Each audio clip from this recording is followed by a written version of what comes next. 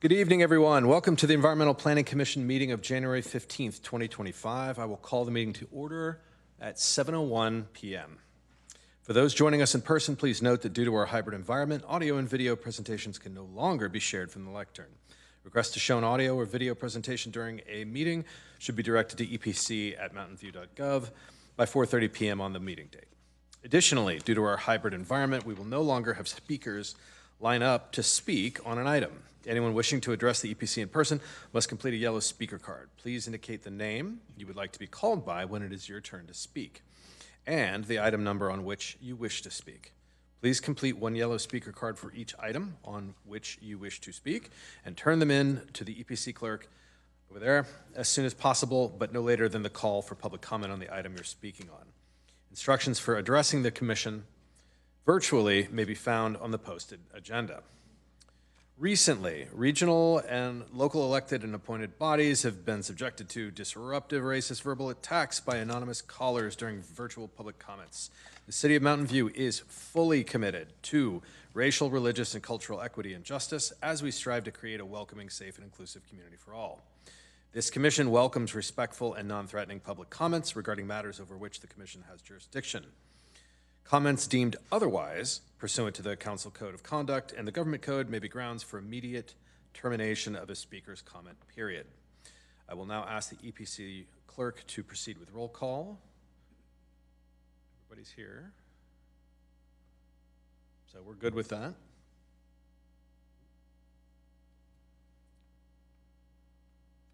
The virtual roll call is concluded. All commissioners are present.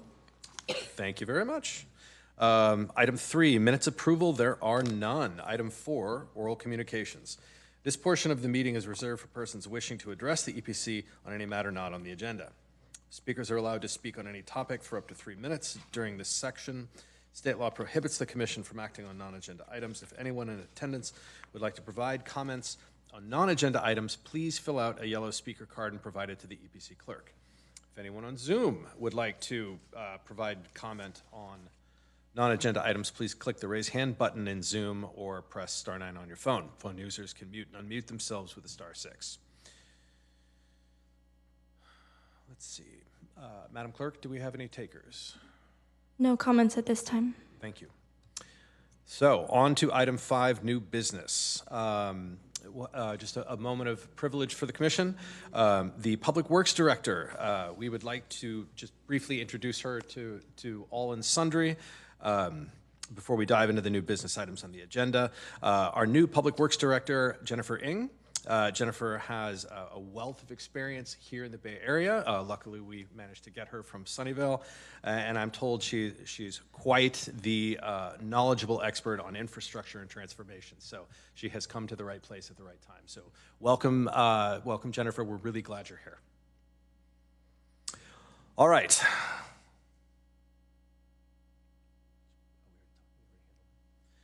Item 5.1. Housing element, program 1.1G, zoning and general plan consistency with site inventory. So on this item, we'll first have a staff presentation, then public comment. At the closure of public comment, the commission will then discuss the item and handle questions. We're going to begin with a staff presentation from our senior planner, Krisha Penalar, and advanced planning manager, Eric Anderson. All right, thank you, Chair. Good evening, Commissioners. My name is Krisha Penoyar, Senior Planner, and I'll be presenting this item. At today's meeting, we'll be reviewing Housing Element Program 1.1G, which is to ensure the zoning and general plan are consistent with the housing element site inventory and other housing opportunity sites. These sites are listed here and shown on the map to the right.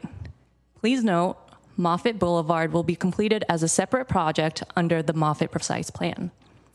And this program has a housing element deadline of December 31st, 2025. Please note, this is a new business item as a housing element is more prescriptive for this program. The purpose of this meeting is to receive feedback on the recommended approach for this program and for EPC to provide a recommendation to Council on that proposed approach.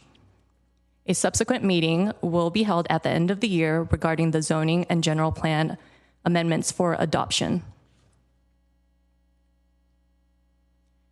Here are some of staff's key considerations when evaluating zoning and general plan approach for each of the listed sites in the program. The first is ensuring the target densities and commercial components as identified in the housing element are being met for each of the sites. Secondly, any zoning and general plan amendments evaluated would not result in an existing business becoming non-conforming. For example, if there are existing medical office uses on site, we wouldn't want to rezone the site to a residential-only zoning district, thus making the existing medical office non-conforming. Making existing businesses non-conforming impacts operations down the line and limits what that non-conforming use can do in the future. And lastly, there are a few sites that are immediately adjacent to single-family residential zones. Therefore, staff analyzed existing zoning districts or uses that would require neighborhood transitions. Now moving on to existing conditions of each of the sites. So the housing element site inventory, target density, and commercial component are shown here. The Leong Drive properties have a target density of 43 dwelling units per acre and identifies requiring neighborhood commercial. The Leong Drive and Fairchild Drive properties are shown in the orange boundaries. These sites are adjacent to Ameswell Hotel and the 101 southbound exit. The subarea currently consists of a hotel, gas stations, and small one-story buildings. One of the Leong Drive properties is immediately adjacent to single-family residential, as shown in the whitish gray hatches here. The Leong Fairchild Drive properties are located in the Evandale Precise Plan, Subarea A, and has a general plan land use designation of neighborhood commercial. The Precise Plan and General Plan do not currently allow residential, and there are 5 opportunity sites in the housing element site inventory within Subarea A, and that's shown in the purple hash lines. The next is 1702 Miramonte and 77 Cuesta Drive, which are located near Blossom Valley Shopping Center and Cuesta Park. Both sites include medical office buildings, and both sites are adjacent to single-family residential.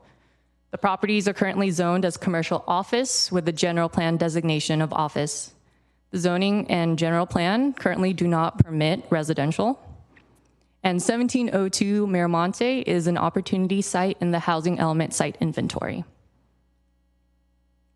1949 Grant Road is located west of Amy Amai Elementary School Park. And the site is made of 2 parcels that currently includes a convalescent hospital. The site is immediately adjacent to some single-family residential. The zoning is Grant Martin's Precise Plan, Area B, and the general plan designation is low-density residential. The current zoning and general plan does not currently allow densities consistent with the housing element densities of 30 dwelling units per acre. Next is 677 to 699 Calderon Avenue, which is located on the east side of Calderon Avenue between Dalma Drive and Church Street.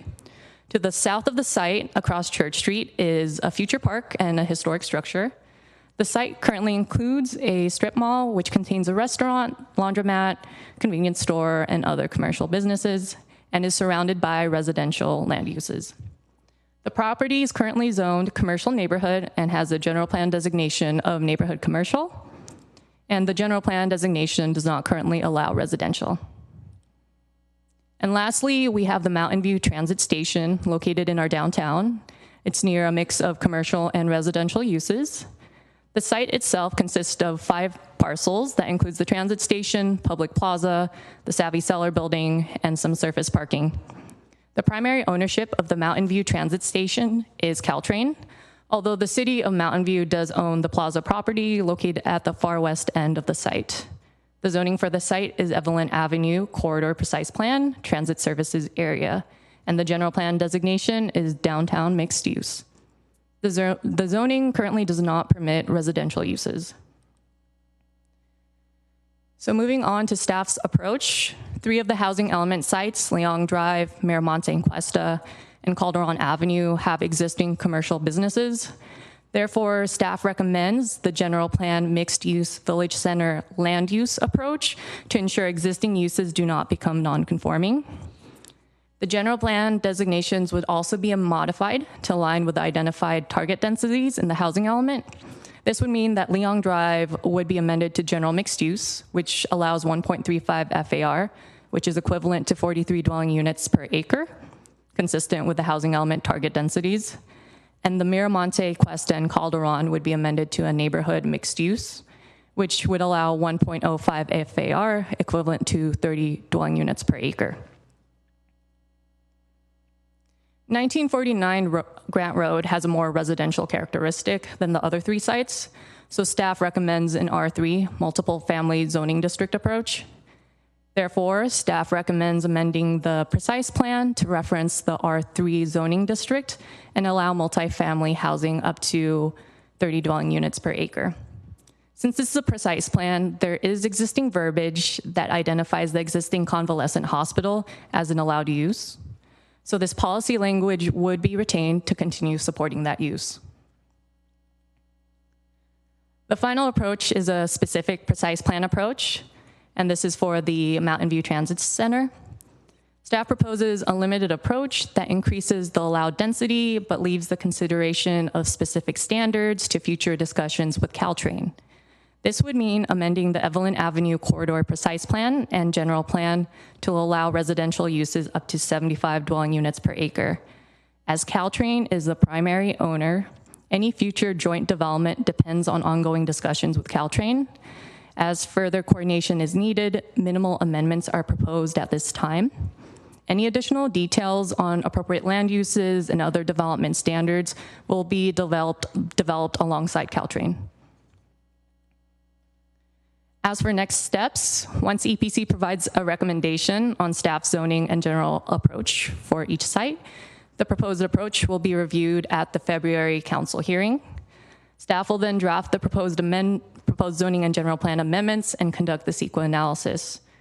The amendments will then return to EPC and City Council at the end of 2025 for final adoption. This would meet the housing element deadline of December 31st of this year. And thank you for your time. Staff is available for any questions you may have. And this concludes staff presentation.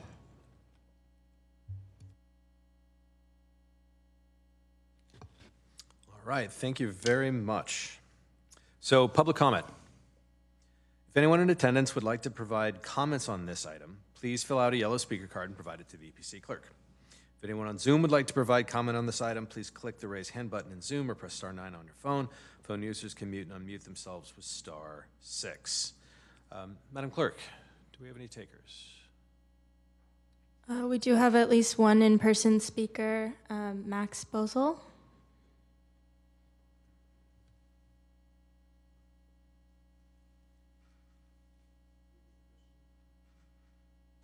Can you hear me? Thank you.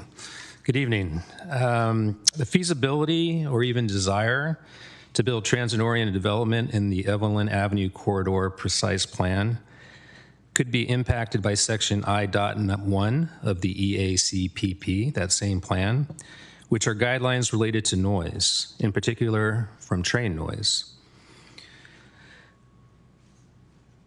At the 3 grade crossings in the plan area, as you may be aware, the general plan's outdoor noise environment guidelines could categorize new residential development in that area as normally unacceptable or even clearly unacceptable. The city of Menlo Park faces similar issues with train noise and has acknowledged that 104 weekday Caltrain and additional freight train movements, quote, force residents to hear train horns at all hours of the day and night, disrupting daily life and acting as more than a simple nuisance, unquote. For this reason, the cities of Menlo Park and Palo Alto have undergone a study to determine the feasibility of implementing a quiet zone along the stretch of corridor adjacent to the Menlo Park train station. So in consideration of the amendment to the EACPP, I would respectfully request your consideration to have the environmental impact foresight with respect to mitigation of noise and suggest to the council that the city proactively begin to assess the feasibility of implementing a quiet zone as part of the recommendations in amending the EACPP, thereby encouraging much needed transit-oriented development within the acceptable noise exposure guidelines. Thank you. Thank you. I do believe we have one more speaker, Tejesh. Are you for 5.1? The current item, 5.1? Okay.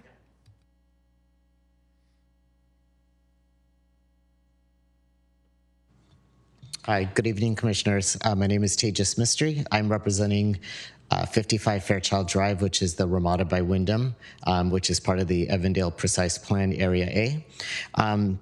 We submitted written comments that you may have received. I'm not sure if they actually came through, but I can basically read what I wrote. Okay, so basically in 2022, we requested that our site 55 Fairchild Drive be included in the housing element, and noting that we're actively looking at opportunities to redevelop the site. We were happy to see that our site was included in the final draft.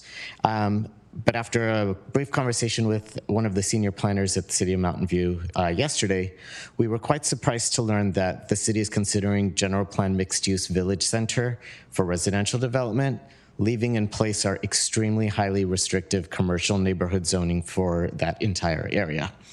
We'd like to take this opportunity to request that the EPC and City Council review the commercial zoning for the Evandale Precise Plan Area A in conjunction with the change in residential zoning.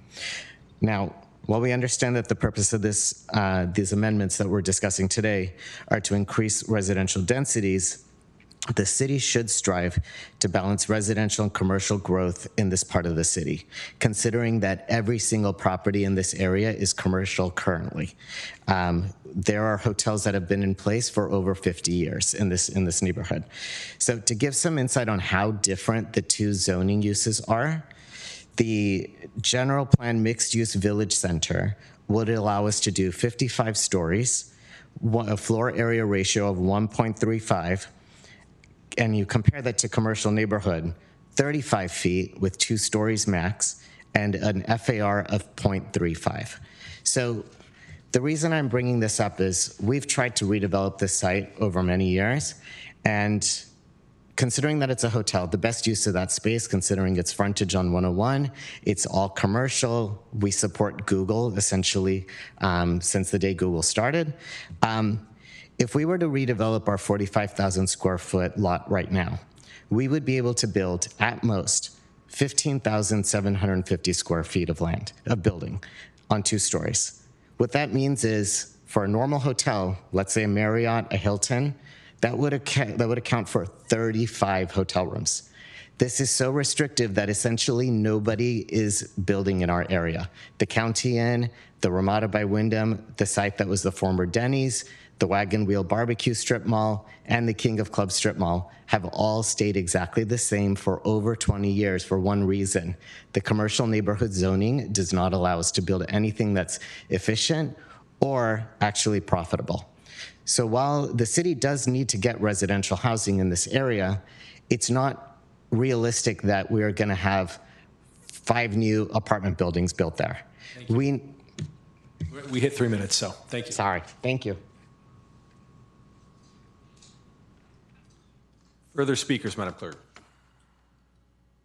We have 2 speakers virtually, Mary Tateo.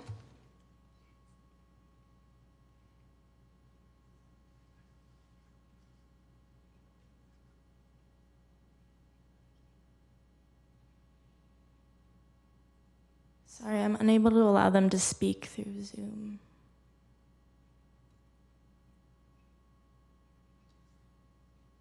Hello, this is Mary Dadio. I'm a resident of the Cuesta Park neighborhood, and I want to thank staff for such a clearly worded staff report.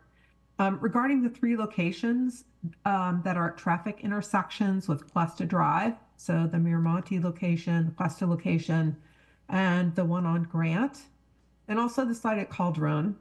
I favor the recommended zoning to allow buildings up to 3 stories with densities of roughly 30 residential units per acre and with neighborhood transitions to the R1 zones. I think this direction respects the nature of the adjacent R1 sites while greatly increasing the number of housing units possible on these sites. I don't know if there's a way to encourage future developments on sites such as this to include condos instead of apartments. But if there is, while maintaining the proposed zoning constraints, I would like to see more ownership opportunities in our city. With the high cost of single family housing, condos represent a really good first ownership opportunity for people trying to buy their first residence. I also support the higher density units proposed at the Mountain View Transit Center. Thank you. Thank you. Next speaker is Chuck Muir. Yeah, good evening, everyone. Hopefully you can hear me.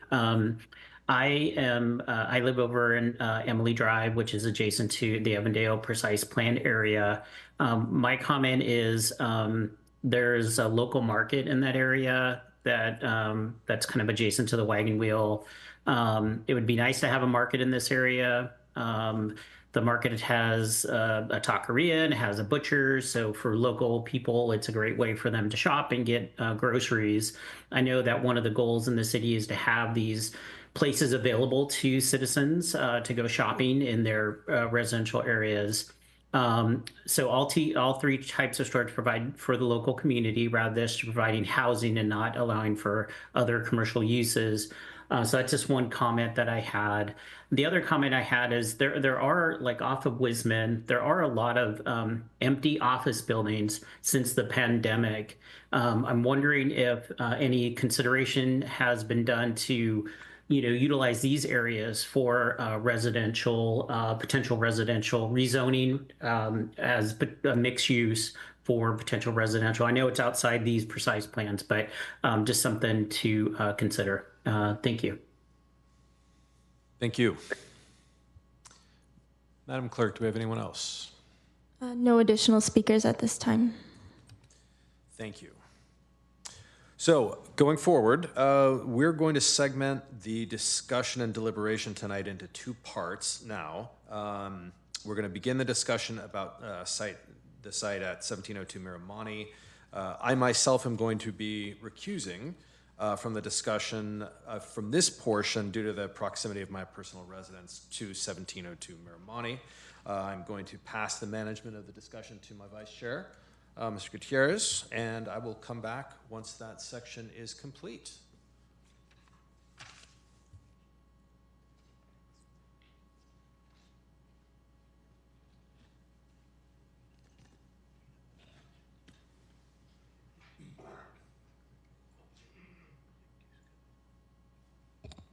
Hi, everyone.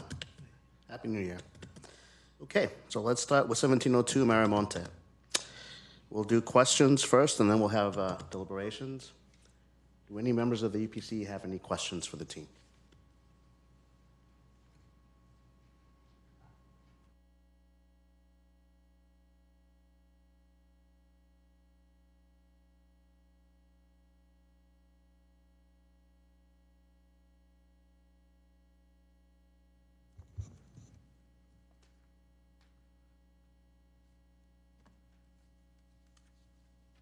Commissioner Nunez.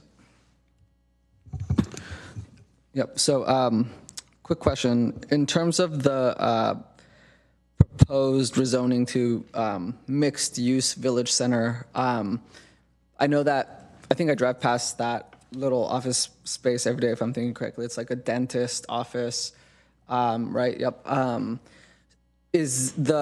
guess, like, what's the desired, like, vision there? Is it to retain some of these businesses?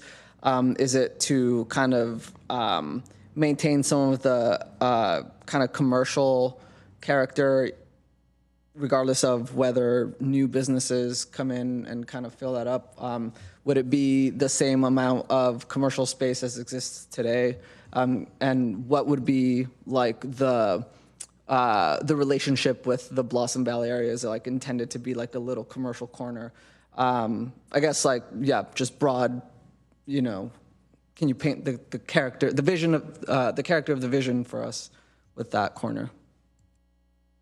Sure, thank you. That's an excellent question. We are responding first and foremost to the language in the housing element, which is intended to provide opportunities for housing, especially in the city's highest opportunity neighborhoods. So during the housing element process, we reviewed the areas south of El Camino Real, and we identified several sites south of El Camino Real that could accommodate housing based on the fact that they're currently commercial. This was one of those sites that came up. There are some kind of agglomeration benefits for the site being close to the Blossom Valley Shopping Center, which is a very popular shopping center, very well tenanted, and well, lots of customers use that shopping center. And so those kind of agglomeration benefits can certainly result in some successful commercial uses continuing at that site, just as well as the benefit of having housing, walking distance to key services and like Safeway and things like that. So those are the kind of performance concepts that we are thinking about in recommending the general plan mixed use village center approach. But then in addition, the desire, as Ms. Panogliar mentioned at the beginning, there are only a few ways that we can actually implement new zoning on a commercial site that allow that commercial use to continue. And it is not in our interest right now to kind of limit the opportunity of those existing businesses to do upgrades in the future or do modifications to the site. So really, it's that set of policies that's guiding our recommendation tonight. I don't know if it's a vision per se. It's not. We haven't drafted a kind of comprehensive vision for the shopping area the way you might through a precise plan process. But there are a number of policy goals that we're trying to implement. Got it. Yeah, I guess that word vision also has like some connotation to it. Not intended, but understood. And then my second question, then following up on that, I think that if I understood the staff report correctly, there's a call for some consideration or implementation actually around kind of, what do they call it, like gradient or like a gradient approach from direct adjacencies to residential. I guess I'm curious because that is a pretty compact little corner there right next to resident. So I mean, like how like what would that look like? It doesn't seem like there's much kind of gradient opportunity there.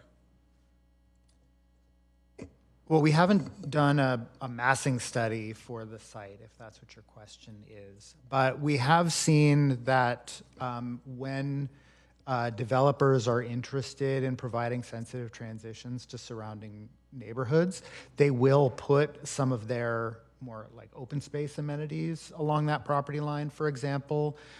They can do other strategies to reduce massing along that side by kind of configuring the shape of the building in a way that kind of reduces the amount of building area that's along that side of the property. You're right, it's fairly small, but it is, the standards that we are recommending, the general plan mixed use village center standards, were crafted with a mind to a range of parcel sizes. Thank you.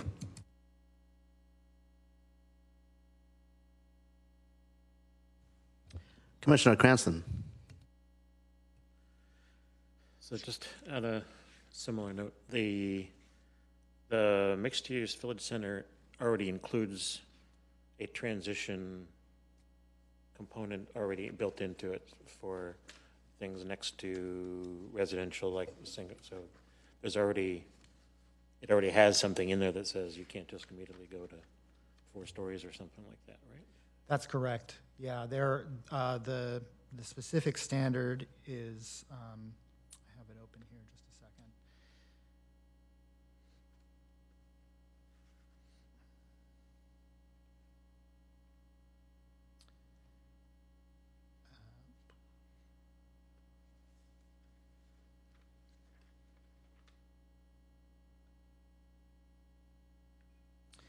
So adjacent to residential zoning districts, it's a 25-foot minimum setback, including at least 5 feet landscaping.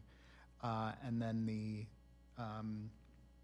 height limit, the wall plates at each floor of a building shall not be higher than the distance to an adjacent residentially zoned property. So if it's, say, a 35-foot high wall plate, that would need to be set back 35 feet.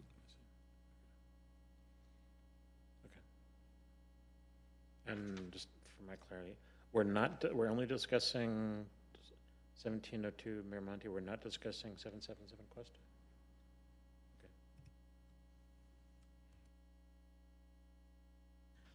Team, correct me if I'm wrong, but that's the approach, right? Because of the recusal, okay, of Chair Dempsey. Any other EPC members that'd like to pose a question to the team? Okay, I have a couple questions. So, in presenting this to the team, to the commissioners, you factored in what had been done before with our analysis during the housing element plan, and points that were brought up tonight by members of the community weren't necessarily expressed at that time because we weren't here yet. So I'm intrigued about a question that former Chief Max Bozel suggested in terms of the noise assessment. How would we approach that?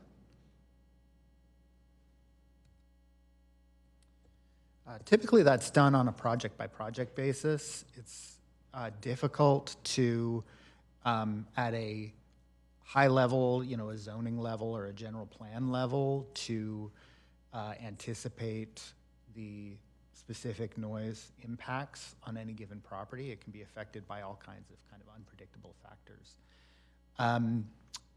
So we do have building code standards about interior noise. And so developers are required to study the noise environment and identify windows and HVAC equipment and the like that would maintain the interior noise standard that we have. Okay, so my follow-up question is, that would be the approach that you would have for any of these sites in general? Yes. And after we do this assessment here and discussion, and then eventually it's reviewed by City Council, then they do what they do. Is it then at the point of City Council approval where the noise assessment would not still be addressed until an actual development proposal comes in, that it would be addressed? Yes, although certainly we do have other policy documents that prescribe other measures that can help address noise, especially in open areas. So we can look to, kind of language that we might have in other precise plans, or, for example, that may have those kind of noise mitigation policies, if that's something that council is interested in us further looking into. Sure. So then my other question would then be, that's at council's direction. So at this point, we can factor in the opinion and the concern, and at this point in time, City Council could do the same. However, this isn't the last stop for this concern. So this can also be brought up at that point in time with them in their further review, or at the time when a development proposal comes in, where a concerned member of the community would bring this issue up. Yes, absolutely. Although the more advanced notice we would have to study a potential noise policy, the better. It might be difficult to propose something like that at the dais, when we're bringing forward the ordinance to amend, or the resolution to amend the precise plan. Okay, so then in this case, because I like the idea of the noise assessment study, I mean, that's a given for me. Would we be in the proper space to then make this as an added-on suggestion for you to share with City Council? Or how would you best approach for us to speak about that? Yeah, I will stop you right there because I think we're talking about 1702 Miramonte now. And so we should probably wait until the chair comes back to Sounds good. Kind of finish this conversation. So I give you heads up on that, Nose. You bet. Sounds good. So for 1702, anyone have any other questions? Okay. Let's move on to deliberations. Who would like to start?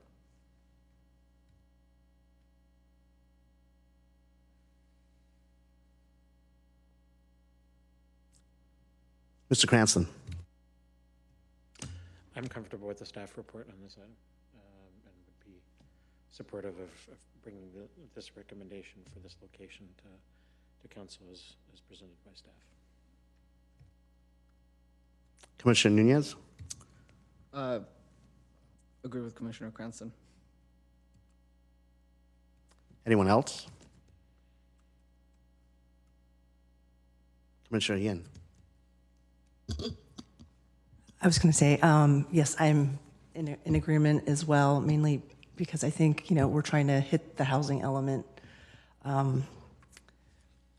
policy, and also I understand very much the reason for not taking away the current use. I think that's important for the existing businesses. So, Commissioner Donahue? Yeah, I agree with the staff recommendation.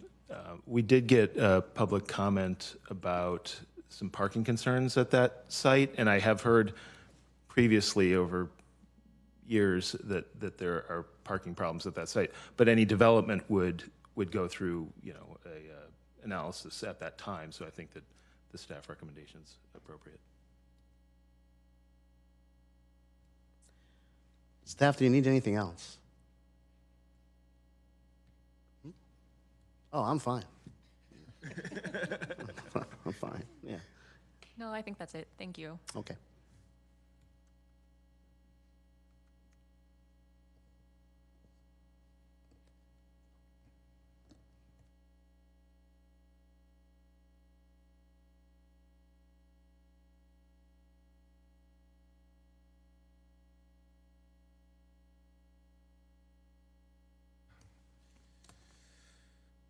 Now that everything's gotten settled by the vice chair, let's see, what do we have? So now I believe we're going to return. I'm looking over to staff to make sure that I'm getting this right. We're going to return to questions that pertain to everything else that's within scope for the memo and for the item tonight, and then we'll do questions again on that. So, deliberations. So, questions from the commission about any of the other sites.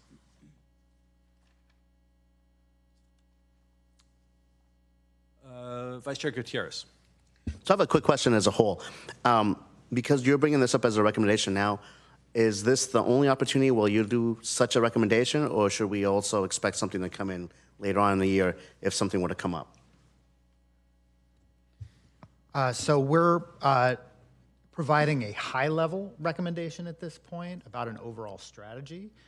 Once we get concurrence or direction or modifications to that strategy from council, we will draft the ordinances and resolutions and bring those back at a later date.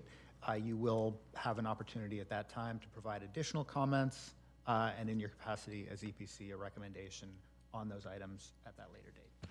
So in question of the site locations, like this is it. There's no more sites that you plan to bring back to EPC and say, oh, by the way, we also have interest in these other locations. Well, other than Moffett Boulevard, which is also in the program and is going through a separate process, these are the sites that are identified in the housing element. Okay.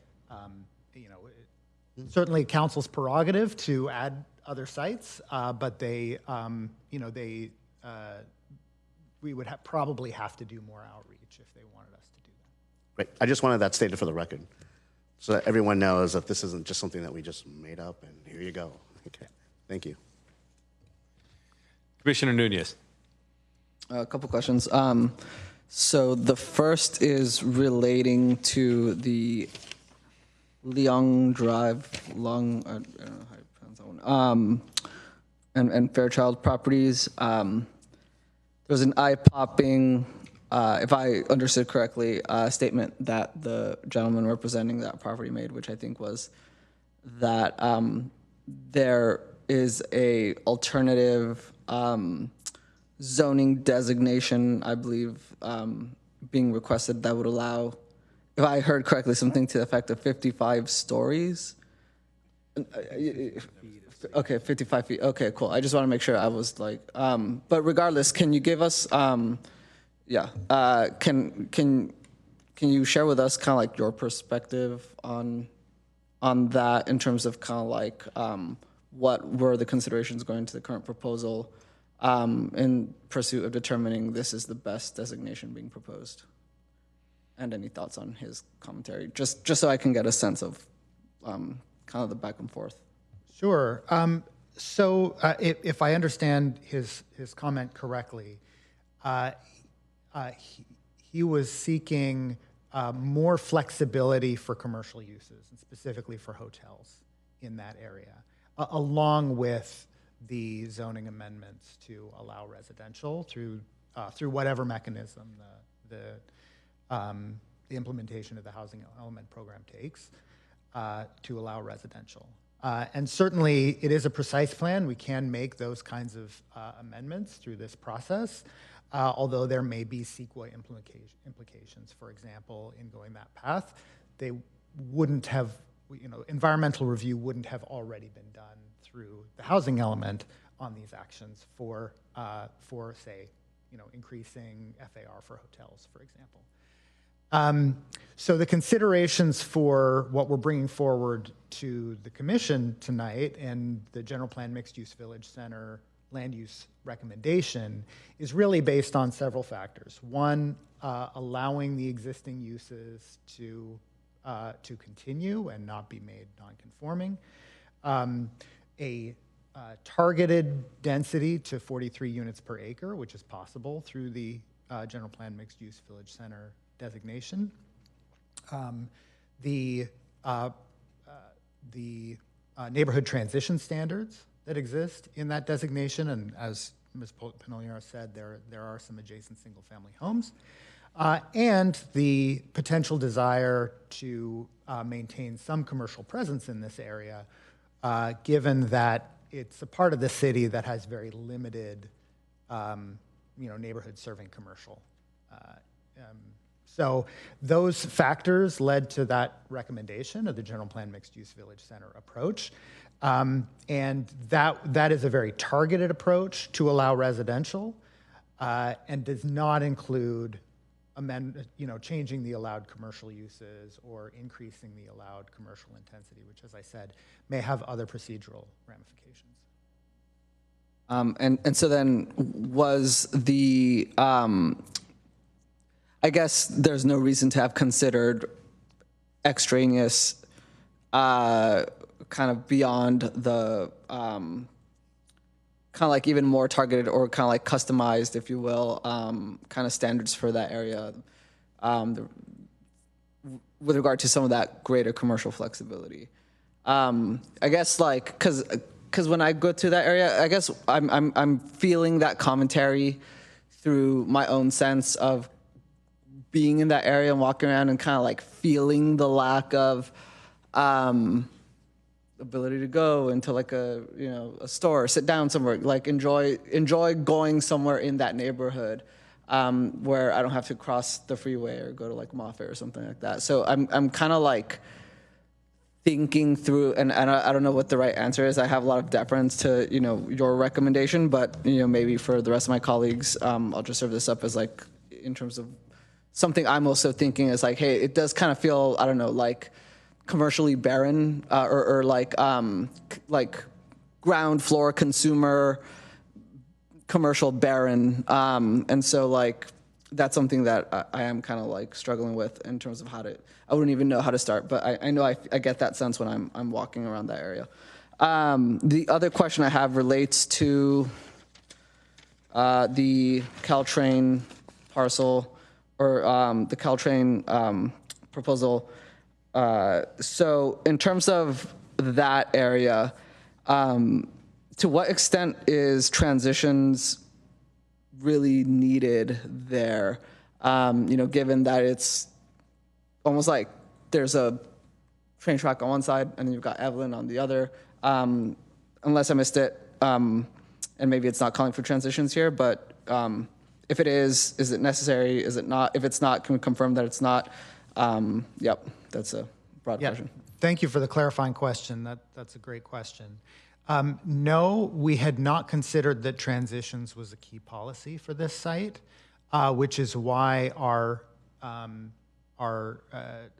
precise plan amendment approach really doesn't prescribe those standards. It really just says allow 75 units per acre and to allow the process of working with Caltrain to establish what the community is looking for in terms of massing along Evelyn Avenue, for example, which may be a concern, but that's something that we would have to address through that process. Cool. Thank you. Commissioner Donahue. So I have a couple questions related to the Leong-Fairchild sub-area A. The proposal is to incorporate the changes for all of sub-area A, not just the original parcels that were identified. So one question is, why were only those parcels chosen and not the other adjacent parcels that are kind of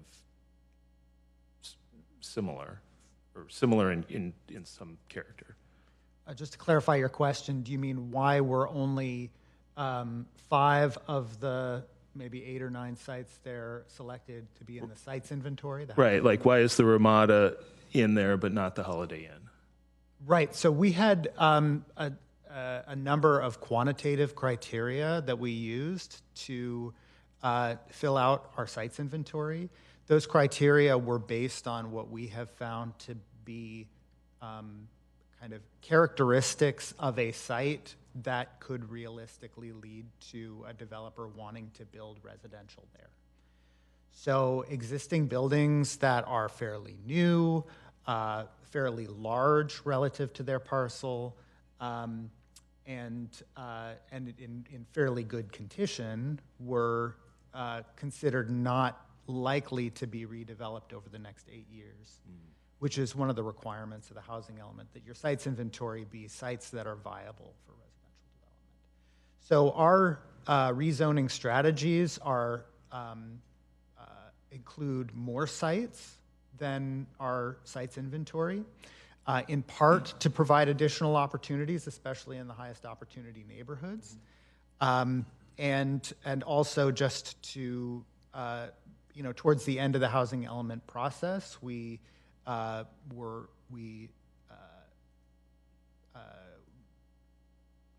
working with HCD to determine kind of what was going to get us over the finish line for certification, and identifying additional rezoning actions was one of those things that could help us get us over the finish line. Okay. That makes sense. A related question is, you mentioned environmental analysis, and as part of the housing element, there was some analysis done for CEQA purposes. Mm-hmm. Is that analysis still valid if additional sites are done through this action that we're talking about now? Yeah, so the program level EIR that we conducted through the housing element was really, it was about the programs. So it was about these rezoning actions. It wasn't specifically about residential development on the site's inventory.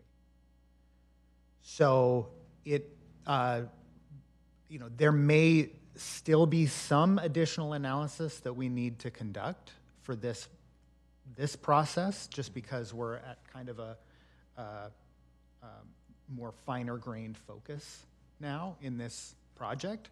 But we don't expect there to be any new impacts, because we've already analyzed the kind of big picture impacts for all of the programs and all of the rezoning actions that we have in the housing element, as long as the actions that the council directs us to take implementing this housing element program stay fairly close to what the housing element prescribes. Okay, and this is fairly close, so. Yeah, it is basically identical. Okay, that makes sense. Thank you.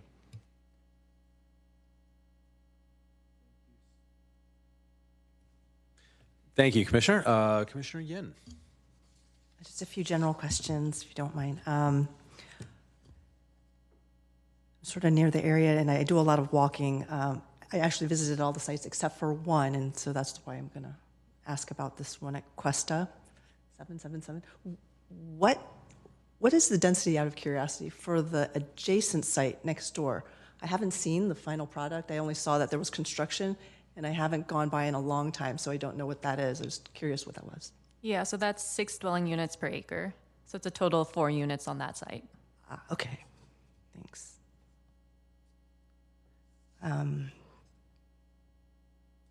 For the Evandale area, it seemed like there was some construction going on across the wagon wheel. Is there anything proposed for that site? So there's no active development proposal right now, but the site is being used as a construction staging area for some CIP projects. Got it. Okay, that's why. All right.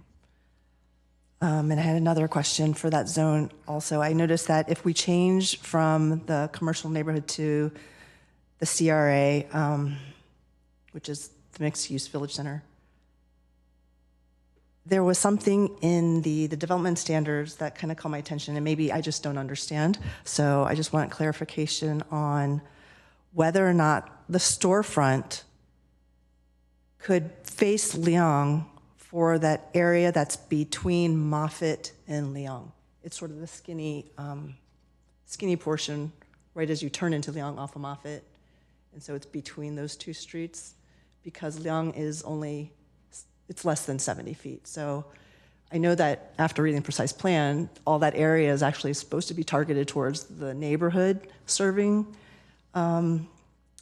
commercial. So I was just curious if it was doable.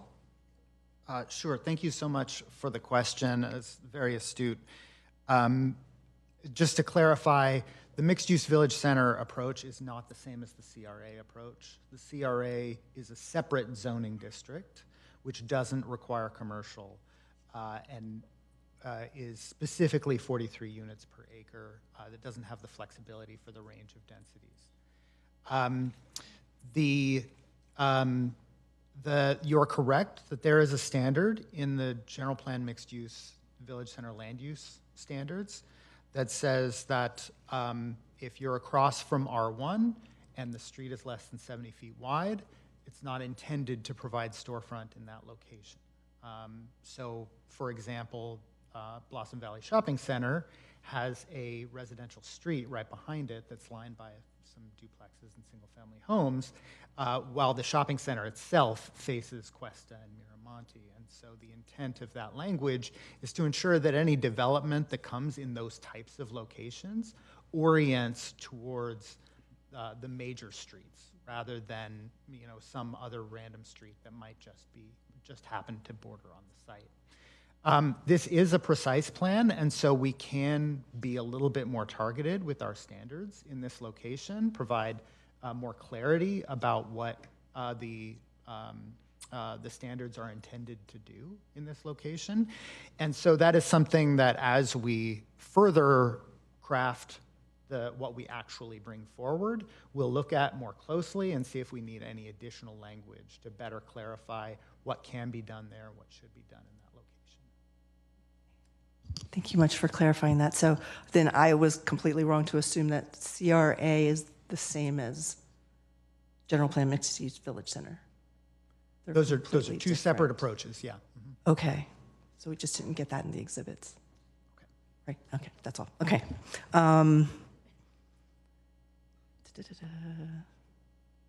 I think I got all of them. Thank you. Commissioner Cranston. I have a few. The convalescent home is not considered residential? Which zone? The one on Grant Road. A convalescent home is not considered residential? It is not in our residential land use list. Yeah, that one is defined as a medical office. Huh. My mom was in a convalescent home for a very long time, and I certainly considered it her residence. That comes as a surprise to me. That's one question. The staff report focuses on the residential component of Leon and Fairchild. Can you contrast the commercial, what's permitted under the the precise plan for commercial versus the general plan mixed-use village center? What would we, how does that change for the commercial space? So the general plan language is broad enough that it wouldn't affect the allowed commercial uses. I can bring up the language in the general plan, and you know, we can show it on the screen. Is it more dense? As far as the commercial uses? Yes. No, it's not more dense for the commercial uses. So it's the same, doesn't change the commercial? You know, I would have to look that up, but let me look that up and double check that. What I will say is that for residential uses, there are lots of considerations like state laws about how the general plan and zoning intersect. For commercial uses in general, the more restrictive would apply. So even if the general plan allowed more FAR, for example, than the zoning did, the more restrictive zoning dense FAR for commercial would apply. We would need to specifically upzone the zoning in order to allow the higher density commercial. Okay. Next question, and I don't know whether the folks for our next topic are here yet or not, but my reaction to the site in Leon Drive was, quite frankly, a little bit of the opposite of yours. I'm gonna tell a story first so you understand my context, okay? When I first moved to California, a friend of mine took me to a little local restaurant and exposed me to a wonder of cuisine called the carnitas burrito, okay? I couldn't have told you what a carnitas burrito was or what even carnitas was until I moved out here because they don't have them in Boston, okay? The location was a small little hole-in-the-wall place at the corner of Ringsdorf and Old Middlefield. It was always busy, very active. And what happened was they turned the property into a below market rate housing development. And the people that were there who were in what I would call a naturally affordable commercial space, okay, which is an older space that actually allows a business that has been around for a while. Maybe they're not as profitable as Google, okay, but allows naturally affordable commercial space, and they were very successful there. When the new building was put in, they struggled to find a location, and I think they eventually went to they had a food truck, and I'm not even sure if it still exists, but I still remember those burritos. They were wonderful, okay?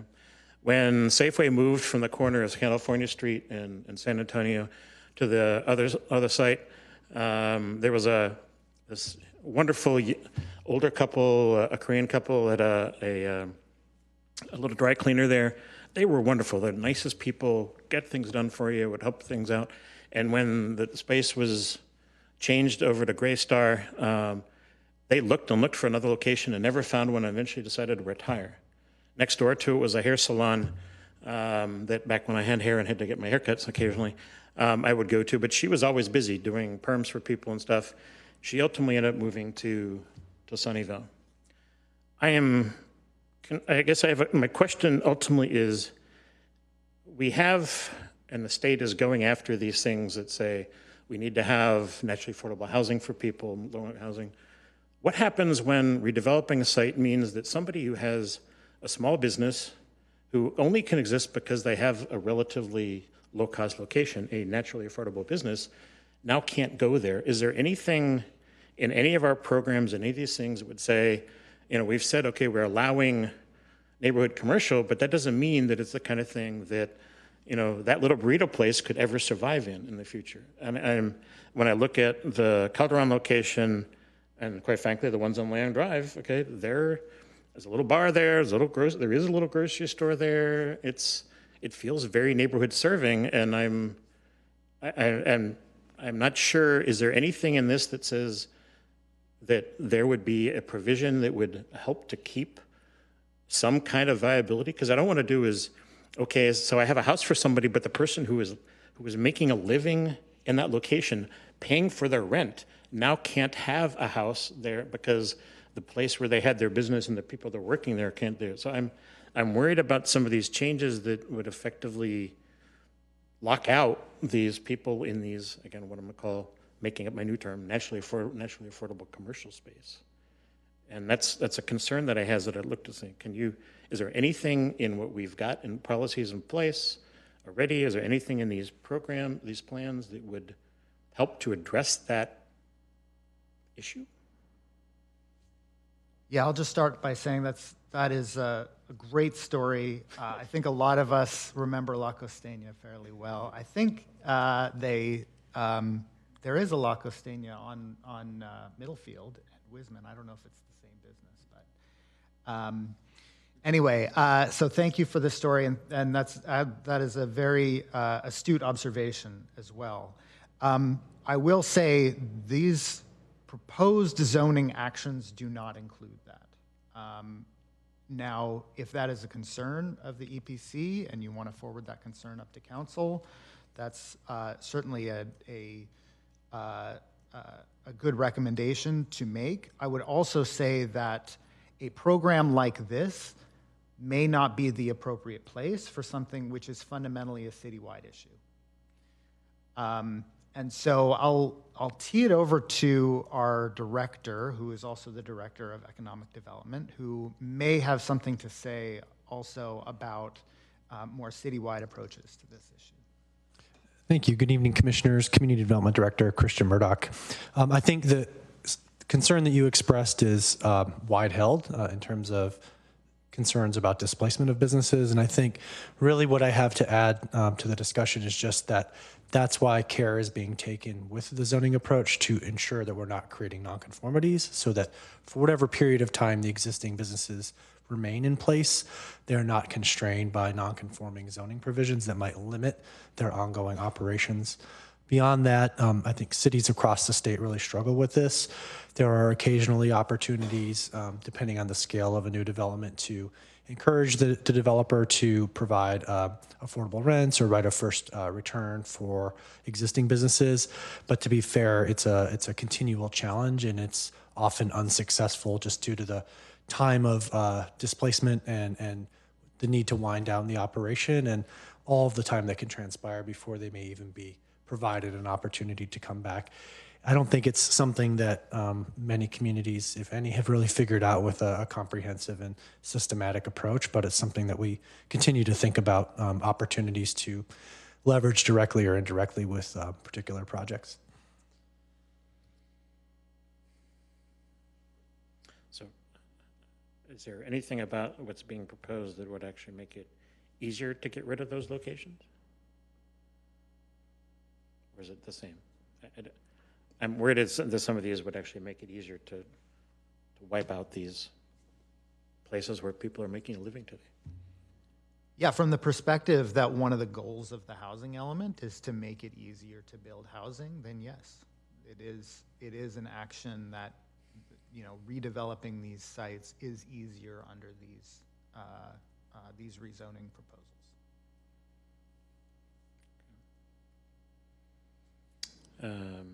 Next question. Given all of the constraints with the transit center site and the Caltrain ownership, why are we, this feels premature to look at the transit center, quite frankly. I don't disagree that it's available for more density, but it's like, okay, I'm putting one little Band-Aid on a big pig, and it felt like, okay, what's the point, was my first reaction when I saw it. Would we have to do this because it's part of the housing element that we have to upzone it, or can we just say that we're going to work with Caltrain on this and figure something out? I couldn't get my arms around why we have to do this now.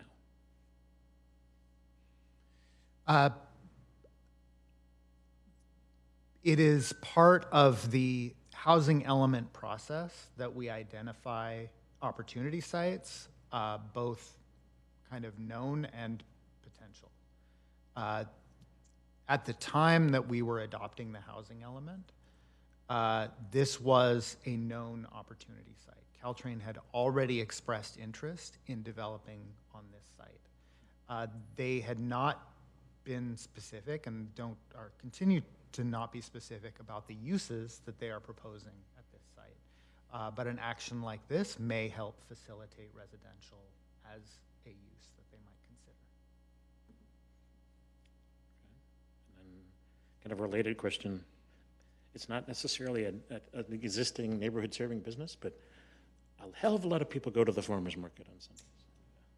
And I was like, okay, what does this mean for that? It's I don't, you know, it's, so how is this, I guess when I didn't remember this was an issue, this was in the site's inventory until I saw this. I'm like, oh shit, where's the farmer's market go? And but its backup site's already being designated as another development site on a parking lot. So its backup site's going away too. So how would this, is there nothing in here that takes into account the farmer's market? If we change this, it just makes it easier for the farmer's market to go away?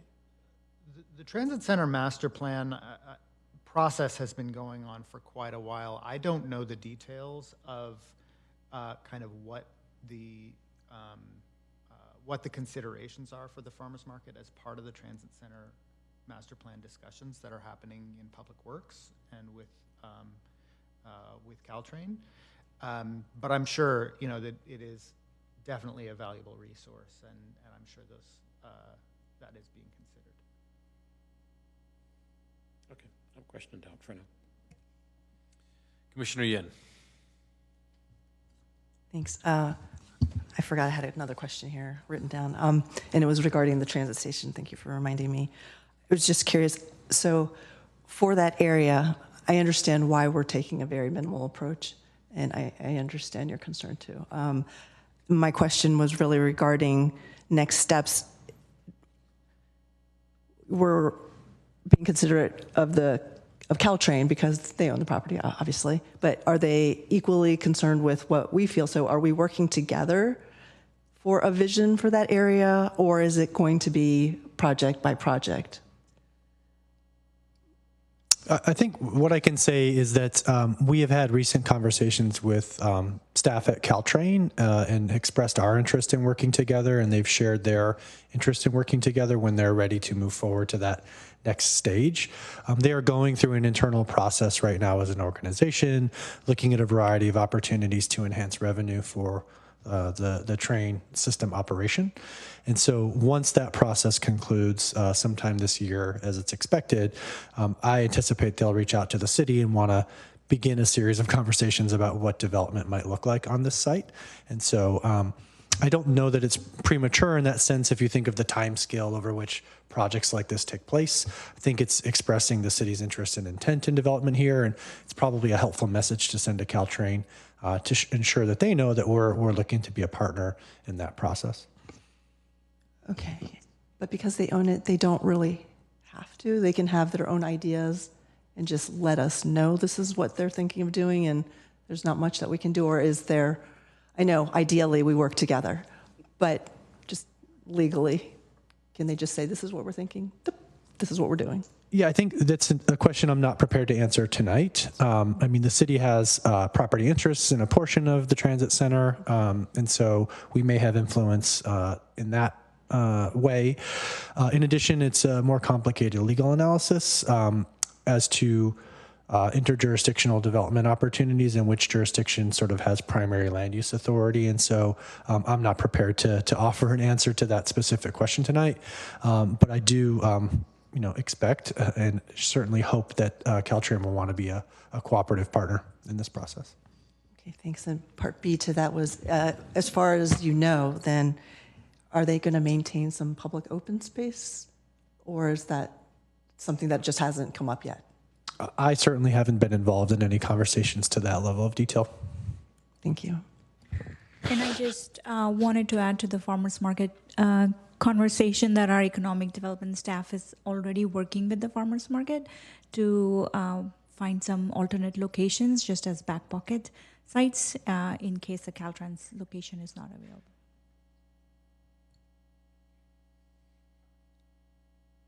Okay, well, this feels anticlimactic, but I did have a small point of clarification for staff. I just wanted to understand something about the mixed-use village, and it's, what is the delineation between the acceptable types of commercial you can have under a generic mixed-use village and what you couldn't have? Because what I'm thinking is, it's, you know, the bodega or the coffee shop, that's what we always think of in mixed use.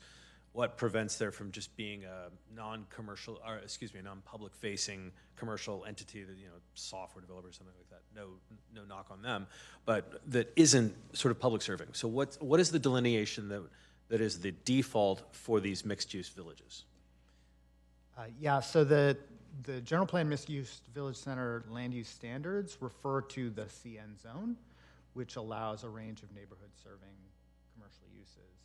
Small offices are allowed, for example, like an insurance office or a bank, but the intent is that they are neighborhood serving. Small medical offices are allowed. You know, to think about the types of uses that you might see in a typical strip mall. It's those types of uses. Okay. And what sort of influence does the city have in terms of what types of public-facing commercial uses might go into a place? So I'll give you, the grocery store is a great example, right?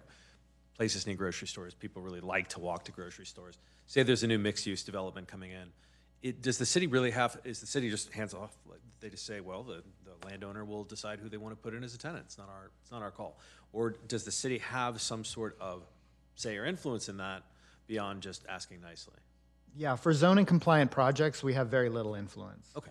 The general plan mixed use village center standards try to get at that desire for a grocery store by saying that if you're demolishing a space that's of 15,000 square feet or more, then you have to replace it with a space that's 15,000 square feet or more. Ideally, a 15,000 square foot space is good enough for a grocery store to want to locate in. A lot of Trader Joe's are about 15,000 square feet. So that is the intent of that standard, and that's the extent of the control that we can have over individual uses as long as they're permitted under the zoning. Okay. Thank you. That's very helpful. If there are no further questions, we're going to move to deliberations. I'm just going to provide a time check. It is 8:15, and we do have 2 more items left to cover tonight. So. Comments from the commission? Commissioner Nunez. I feel pretty supportive of the staff recommendation. I mean, there's things that I don't particularly, like, I guess, philosophically think about or, you know, consider much, kind of like transitions or, yeah, like, I mean, maybe I should become a homeowner and then that will become more apparent to me. But at the same time, I'm not gonna like, you know, down some sword on that because I trust that staff has really done a good job at considering these. With regard to the Caltrain, you know, site, I guess like,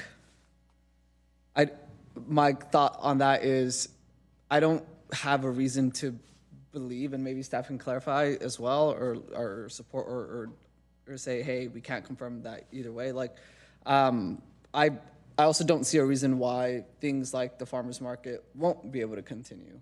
You know, when we have the Niners games, I think they just move it over here, right? There's like, where there's a will, there's a way. And if Caltrain wants to become a landlord because they need revenue, then, you know, we should allow them to be able to continue to find a way to be able to provide a critical service and, you know, for us to give them that flexibility as well. I don't, again, like, I also don't have a reason to believe they're coming at things with bad faith or trying to, like, throw their weight around or whatever.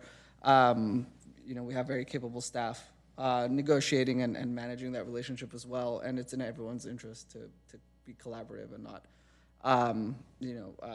kind of at odds with each other. So I'm not really concerned with the Caltrain site.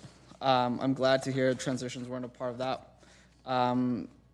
So yeah, I mean, I'm going to be supporting staff's recommendation. Thank you, sir. Further comments? Vice Chair Gutierrez. I'm more philosophical tonight. I'm not as optimistic as Alex. I've seen what happens here in the last 3 years. And sometimes you have lows and you have highs.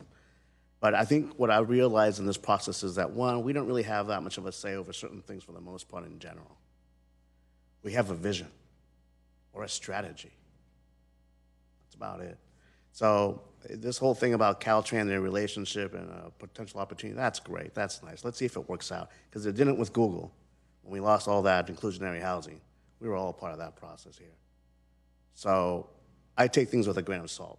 I appreciate that the teams have been able to say, hey, we have some ideas with these sites. They'll be added on to our standards of what we expect to hopefully achieve with the housing element plan. But like with what Commissioner Cranston said before, I had brought this up earlier, which was when we discussed the issue of, oh, guess what? We also have these sites that are religious sites. They may not be around because if we rezone them, well, there's an opportunity for housing to be developed there. And I kid you not, I got grief over that one way or another, either because some people thought it was funny or some people were really upset because they thought, hey, wait a minute, we didn't know you were a fundamental Christian. I'm like, no, I'm not, man. I'm not an evangelical Christian. I'm not a fundamental Christian. I'm just Catholic. I'm just myself. But I think about these plans because once we say yes to that, there's a potential for that area to be sold. So when I looked at your issue too, and I also thought the same thing, Bill, how could this be just a medical center that takes care of people when it's more than that?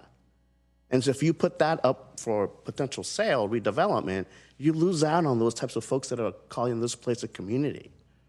And that's the potential that I think we sometimes oversee, which we're struggling with right now as a group to be able to live with, which is where there comes an opportunity to have potential housing opportunities, there also comes a risk of affecting the community one way or another, intentionally or not, with what's going to be lost. Whether that be a small business like the milk pail, the mechanic over by 7-Eleven, or potentially all these other issues that we just brought up right now. So I take your suggestions with a grain of salt, and I appreciate that you're taking the time to recommend these things as best as you can according to what your limitations are. And I'm hoping that the community understands that as we try and wrestle with these recommendations, we look at them for just what they are. And we hope for the best, because sometimes we don't really have a say. We just have a hope, a vision, a strategy. Which is why I brought up the issue of what Chief Max Boswell had mentioned before about, well, how does this noise assessment work? Because sooner or later, it's going to be brought up again and again and again. And I'd like for our team, as we move forward, to take all those issues also into account, so that when we do a presentation, we can address that issue ahead of time as opposed to after the fact. I'll be supporting this because why not, right? Let's see what the future has in store for us, and hopefully it'll be a positive one, I hope. So, thank you. Commissioner Cranston. So in general, I'm supportive of the staff report. I do have a couple of thoughts. On the Grant Road site, I would absolutely want the option that if they chose to redevelop the care facility on that site, that would be something that's permitted, okay? And at the same density as the residential could be. I know we're not calling it residential, but you know, people want to be able to go visit mom in the care facility. They shouldn't have to go to Tracy, okay? We've got something in the area right now, and so I'm okay with changing the density in there, but it should also be permitted for the care facility as well, okay? And however you're working that, I don't want to automatically push people who want to be able to go visit mom or dad into someplace else. I have a suggestion on how to deal with the small businesses. Okay, update our zoning code to say when you're looking at a small business that's got it's a little salon or a burrito place or whatever. It's 1,000 square feet. That's one unit. allow someone to offer to replace, to accommodate their BMR requirements by offering a below market rent commercial space to the people in those areas, okay? They can get a credit for one space for one space, okay? That's within our control, not the state's control. We have our BMR codes, okay? If it's 20 units and they would, in the purse, they'd have to all be BMR units.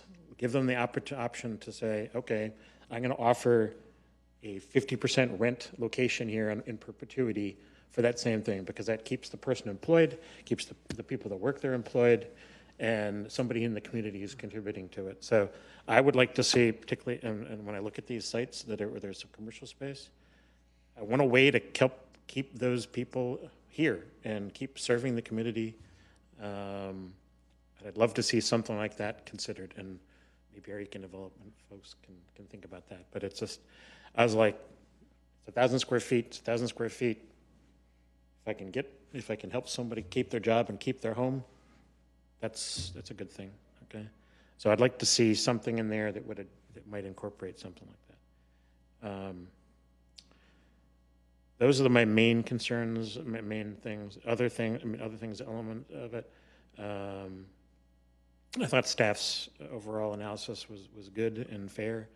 I do think that if there's people who are concerned about the office space along Land Drive, that's not within really the scope of what we've been talking about here, but maybe something that you guys can talk to people about as that goes forward.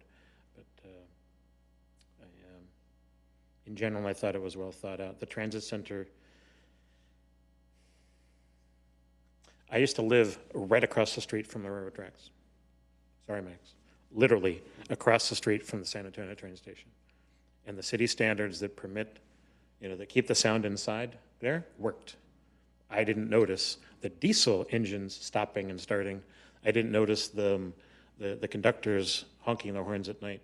So I'm less concerned about that we have to do something different there. I'm not saying we should ignore it, but I think I'm not as worried about the sound element of it because I lived there and I was pretty comfortable with it. I probably didn't get as much money when I sold my house afterwards, but that's my choice. So I'm not as worried about the sound issue as maybe my peers are. Okay. Commissioner Donahue. Yeah, I'm generally supportive of the staff recommendation, and I do. I mean, you mentioned the farmers market, and I go there every week, and I think that's one of the things that makes Mountain View. It's fantastic, and I think that this change isn't.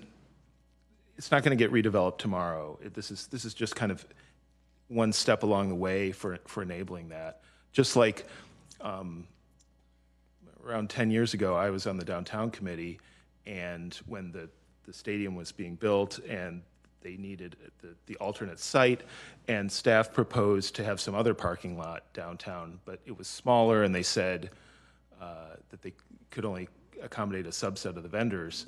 And I was like, no, we need a bigger parking lot. And they said, well, that one's going to get redeveloped, so we can't use that one. And whatever. Eventually, the downtown committee and the council agreed to use that, and 10 years later, it still hasn't been redeveloped. So, it takes a long time to get these things through. So, 10 years from now, this farmers market will probably be exactly the same as it is today. And as for small businesses, I think that is a good point. I think it's like 801 West El Camino on the corner right here. Rose Market and the Alterations Place and some other small businesses were able to be accommodated in the new space. So there is hope, but that's just hope. So, but overall, yeah, the housing element says that we need to make these changes. These changes seem like the appropriate way to do that, so I support the staff report. Vice Chair Gutierrez. Hey, Commissioner Cranston, I like your idea about the BMR suggestion for businesses, for small businesses. So if that's not something that we can do here now in general as a whole, I'd like to see if we can be able to work to bring that up as a topic of discussion later on and present that to the rest of the committee in a different, more formalized process to explore possibly. Just wanted to share that with you. Thank you. Commissioner Yin. I'm generally in support. I think the staff report was thoughtful, and I think it took measured approaches, a measured approach for each to be able to try to hit the housing element requirements and also to be balanced with what is already there, as I said before. So it does allow for the potential of something to happen in the future. It's probably not going to be tomorrow, for sure. But, you know, the concern stands. I agree with Commissioner Cranston that beloved neighborhood serving commercial is something worth trying to protect. And for the Gray Star example, the neighborhood around there got together really quickly because they did not want to see them go and sort of work with the developer to really push. So if anyone's listening, anyone in the neighborhood, if you have a beloved commercial space, I think making your voice heard helps tremendously if the project ever comes to be. That's definitely the time to take action.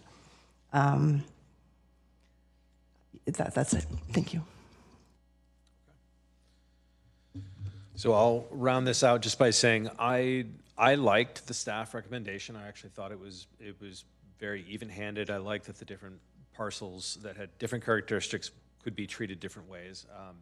In general, what I liked in it, what I would support, I like giving the existing commercial in those spaces flexibility. I would not want to see a process that prejudices by turning them non-conforming or whatever.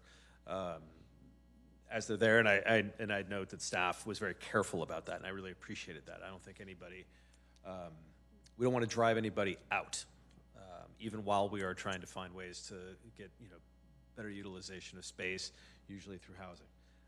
I'm a big fan of transitions, especially if you're facing a neighborhood, you're facing R1. Densification's hard on people, on the people that live there, and sometimes many times, most times, it's still necessary because the city needs it. But it's hard on the folks who live next door. And so I think anything we can do as a city to be sort of kind and considerate as it's happening is both the smart and the kind thing to do. So transitions wherever you can fit them, although I agree that the transit center, you probably don't need them. I'm appreciative that staff kind of followed a middle way on the densification. I think keeping close to our promise in the housing element's going to be the right thing to do. And I myself am kind of excited for, I guess, when my grandkids finally see the transit center redeveloped. But I do love that farmers market. So having said that, staff, is there anything else, any clarification that you need from us about any of the points that were brought up tonight?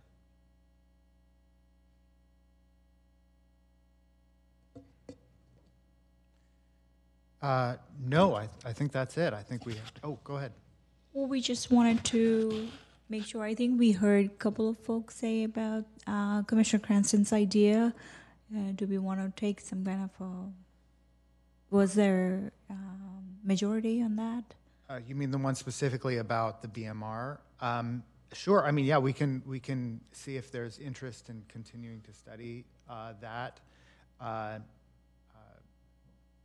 But it's something obviously that council would need to prioritize as something to work on as part of the BMR, and it is a different department now that manages that as well. Okay. We can straw poll that, but I want to give Commissioner Nunez a chance to talk. Yes, if we're going to go down that road, I just want to say that instead of removing a BMR unit, you could also give a density bonus. So you bring more people, maintain BMRs. Developers ostensibly would want to do it because they make more money, and you can incentivize keeping commercial that is loved. So yes, I don't necessarily support that within the context of we have to do that now, especially because it does sound like a city council priority item, or they would have to prioritize it as a work item. I'm happy to say, we are very concerned. I know I'm very concerned about these commercial spaces. So that's definitely something that, I care about.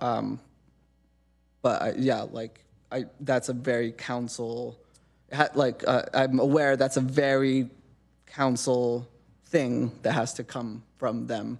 And I'd be happy to say that I'm concerned about commercial. But I wouldn't go so far as to, at least for myself, say I would want it to impact BMR allowances or anything of that nature. Commissioner Donahue. So the BMR ordinance is our own thing, but the housing element says that I believe that the state requires a mixture of different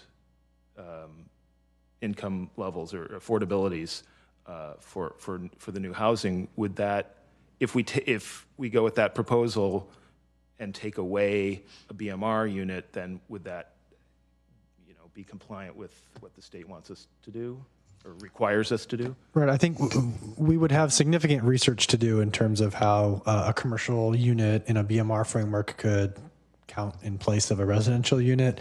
I think I understood Commissioner Cranston to offer that as a thought exercise, as one approach. And really, what I took away was the intent and desire very strongly to think of ways to incentivize the return of the same business into the space, not just to preserve commercial space, which I think, generally speaking, there are zoning tools to do, but it was really that key business with a fabric and a history unique to a neighborhood and to Mountain View that we wanted to try to think of some way to provide an opportunity to return to the redeveloped site, which is a related but I think unique and distinct challenge. And so if that's the broad sort of policy direction in the recommendation, I think that's helpful for us, rather than perhaps prescribing a specific approach, which we might, research and dismiss because of legal complications and sort of not go further to find other ways to achieve the intent of the outcome. Okay, yeah, I guess. Oh, then I was focusing too much on the details or something. I support the principle. So. Commissioner Yin. Thank you. I was just going to say that I appreciate you thinking out of the box, trying to find solutions, and I do like the idea of just putting it towards council to, just to let them know that we're interested in something to investigate. And so I agree with Commissioner Nunes that maybe no specifics, and we just put it out there that this is something that whoever votes for this strongly agrees that we should just look into it as an idea. Commissioner Cranston. And it was a thought exercise, but I guess part of what has also been sticking in my head since it's been a while since we talked R3, but the idea of having neighborhood serving retail in the R3's areas came up every time it was discussed.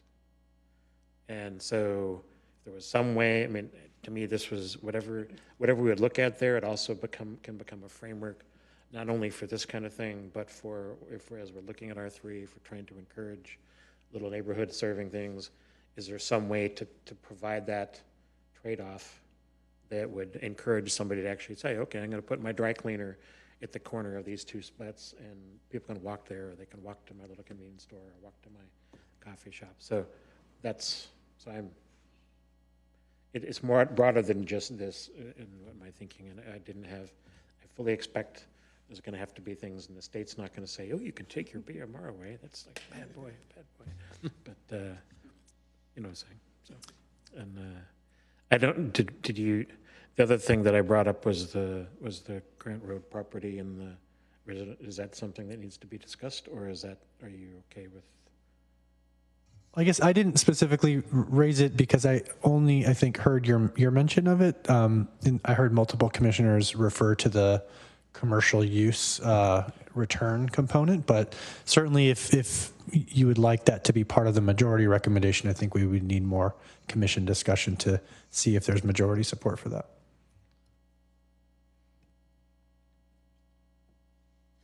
Vice Chair Gutierrez. Yeah, so in principle, I agree with Commissioner Cranston's perspective. as a thought exercise in terms of trying to look at commercial entities differently moving forward. Now, I'm not too sure, when you had mentioned that that falls under our auspices, I'm not sure what you meant by that, but I appreciate that Christian understood the gist of the point, because you, I thought, explained it accurately. And I think that's the main issue that we're looking at, into how we look at these things moving forward, taking that into consideration. So if that's something that we can initiate here for those above us to converse about and figure out if that's what they want to help us to, I don't know, achieve, that's great. If it starts here and we have to initiate something, I'm looking forward to see if that's a possibility. If not, then we'll see what options there are. But I think you explained it perfectly well. Thank you. And Chair, if I may, I just, in listening to Commissioner Cranston's articulation of the convalescent home concern, I thought I heard the concern being that it would be allowed to redevelop at a similar intensity to a residential product or development under this framework. As noted in the staff report and in the staff presentation, there is provision in the precise plan for the area to allow the use to remain. And so that's not an issue with this approach. I think it may be more particular that this type of use might be able to allow it to redevelop at a greater density or intensity than maybe currently envisioned. Okay. So let me make maybe perhaps my own comment, and then let's see if we can wrap this up. So I'm very much with my colleagues that I think, if there was some sort of, La Costeña provision that said, we're trying to protect the really, really, I loved that place, the valuable existing businesses. I'm 100% down with that. I think, and I think we all were. That's pretty resounding. I will say that part of what I don't want to do is give contradictory direction more broadly to the city, because there's always going to be this trade-off. In fact, Eric, you alluded to this yourself. There's always going to be a trade-off. If you want to find property that you can redevelop and densify and put BMR units in, where are you going to get that property? Because we're mostly built out. And so that infill is going to come where? Less expensive commercial usually. And so there is an inevitable trade-off, and I think I myself was a little, ever so slightly uncomfortable with the idea of providing some sort of one-for-one, and I know we're not making that pitch tonight. We're just signaling interest in the concept.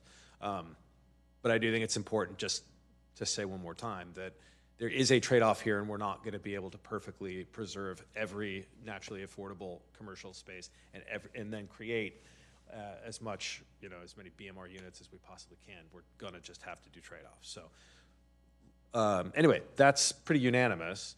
The question of what to do with the Grant Road, Bill, do you feel like the existing plan covers what you're interested in, or is there? What Christian said is was my concern, is if we allow residential density in that area to a certain level, then a convalescent home should be allowed to be at a similar density.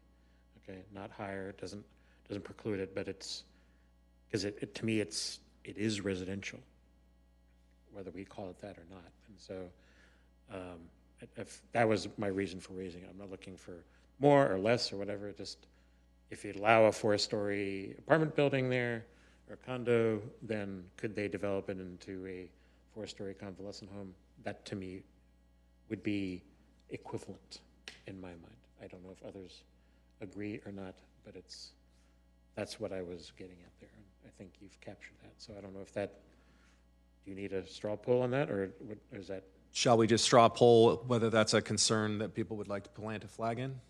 I think it would help. It's important to me that we clearly convey what the majority recommendation is, and then to note any significant minority or less than majority opinions and thoughts as well. And so it just really helps us put it in the right category for purposes of how we write this up for City Council. Got it. Commissioner Donahue.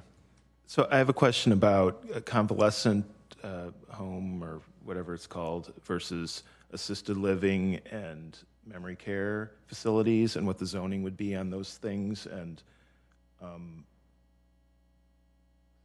we're only talking about the convalescent level, which is like a nursing home, which I think is more skilled nursing facility.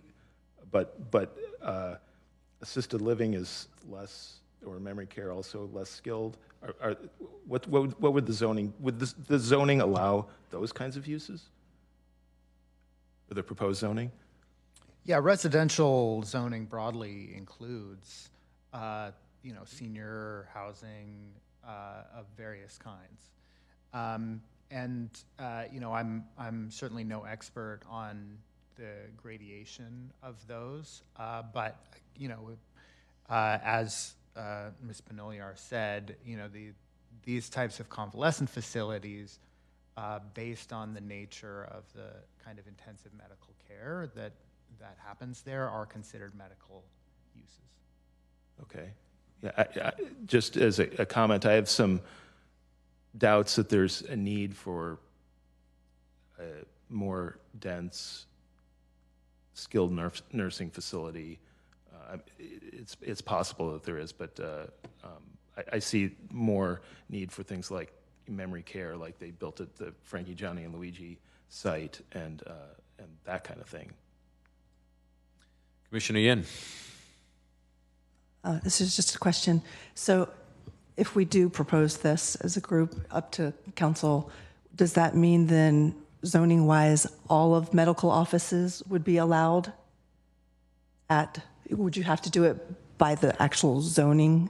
So if this is a medical office, it's because it's a convalescent home. If we say we want convalescent homes to be able to rebuild at equal density, then does that mean all medical offices can then be on that site at that density?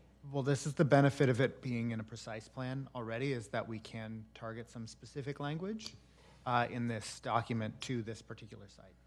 Okay, thank you. All right, there being no further questions or comments, it being 8:45, I would like to see if we could put this one to bed. So, Mr. Murdoch, if you could say one more time your understanding of essentially the question before the commission. We'll straw poll it quick, and then we will call this measure done. So I heard broad support for the staff's recommendation with the following additions. There was majority support, as I heard it, for expressing a desire for figuring out some way to incentivize the return of existing business operators into the commercial spaces on the sites that are redeveloped. I did not hear a broad majority support for the approach related to the convalescent densification or intensification approach. Okay, so for that second approach, the densification approach that Mr. Cranston raised, do we need to straw poll that real quick to see if people want that flagged? Hands up if you want to see that underscored in the report to council. I see 1, I see 2, I see 3. That's 3 of 6. Mr. Nunez.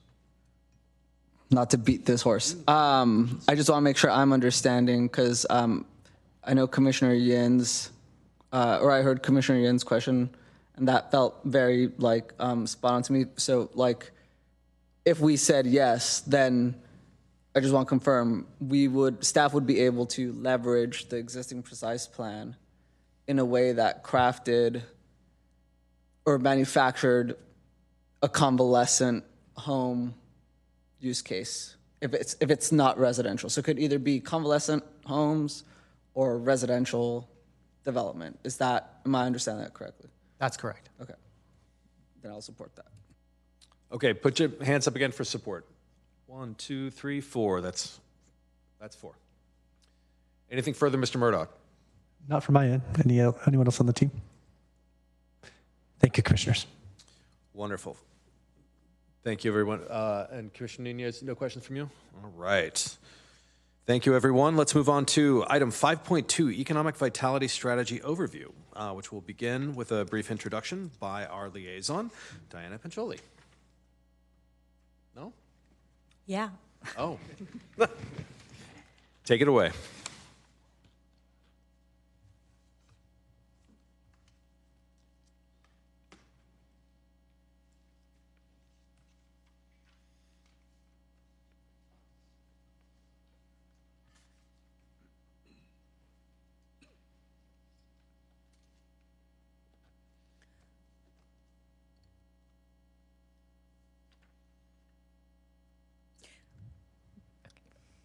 So we just wanted to thank our economic development team, and especially our economic development specialist, Amanda Rotella, who's here and who's going to give us a brief overview of the economic vitality strategy that was actually adopted in April of 2024 after, I think it was a 2-year process. And we received a lot of input from various sections of the community and interested parties. And today's presentation is going to be, overall what the strategy was, but also a key focus on, from EPC's perspective, what are some of the things in the strategy which is going to be important. So, wonderful. Yep. Thank you, and we're grateful to have this before us. We're always glad to be involved in the economic vitality work of this city. Ms. Rotella, whenever you're ready, we'd love to hear from you. Great, thank you. It's great to be back with you again. I was here a couple months ago when we looked at updating downtown uses, and I think that was the impetus for our coming back and providing a little bit more of a broad understanding of our economic vitality strategy. So as Diana said, I am currently an economic development strategist, although I will be stepping into the acting economic vitality manager role come Monday. So we do have a changeover in staffing happening. So you'll probably be seeing more of me. Okay, so just to orient you a little bit to the background here, as Diana said, it was a 2-year process, and you can see on the screen here kind of how it laid out in terms of council process. It was identified as a strategic priority in our current 2-year work plan, but really alongside this process, we did quite a bit of community engagement and outreach. Met with business and community leaders, did a number of focus groups with residents, developers, business owners, and heard pretty clearly some themes, really a lot of interest in housing, really focused on the downtown and a desire for a thriving downtown, a lot of sharing around concerns around development processes and code. Retail vacancy was another big theme. And really we were looking to make sure that this plan integrated with other plans that we had currently and were in progress. So making sure it aligns with the housing element, all of our precise plans, the downtown parking strategy, so there are recommendations in our economic vitality strategy that, come from other plans. So I won't read this verbatim here, but you can see our vision statement. So really this sort of 2-part around creating, a thriving community for all types of businesses. And then also sort of this aspirational wanting to be a global leader in a number of spaces. So we're looking to kind of hit both in this plan. And the economic vitality strategy is organized into 5 goals, which are then broken down into strategies, which are then broken further down into action items. And we have over 160 action items that we are looking to address. So we are very busy, but you can see our goals here, some that are really focused around, you can see goal number 2 is entirely focused on the downtown. And I'll get into a little bit more detail just for each of these. Just as we go through here. And just another layer on top of how the plan is organized. So you can see, you have goal, strategy, and then action items, and we do dive into timeline, cost, and then whether there's an equity lens being applied. So we have broken the plan into, 4 categories here. We've got the immediate actions, and then, broken down from there. So as you can see, in the immediate and short term, we have quite a lot of work that work is currently underway. So goal number 1 here you can see is really focused around creating, commercial hubs throughout Mountain View.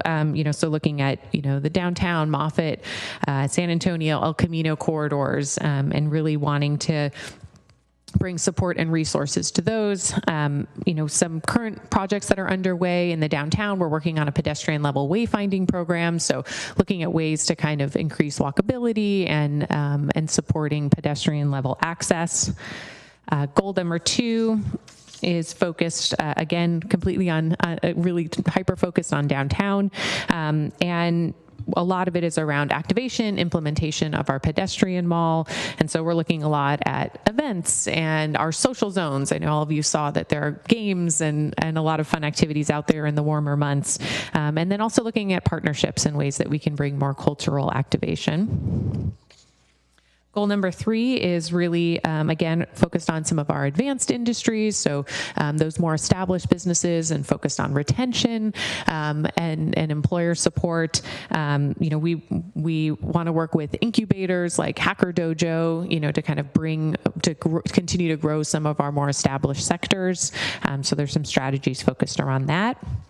And then goal number 4, goal number 3 was focused on our more established industries. Goal 4 is really focused on our small businesses, which make up, percentage-wise, a huge percentage of our businesses here in Mountain View. So we're looking at, how we can support those businesses with, one-on-one support, really serving as sort of a hub, and then making referrals out to some of our strategic technical partners.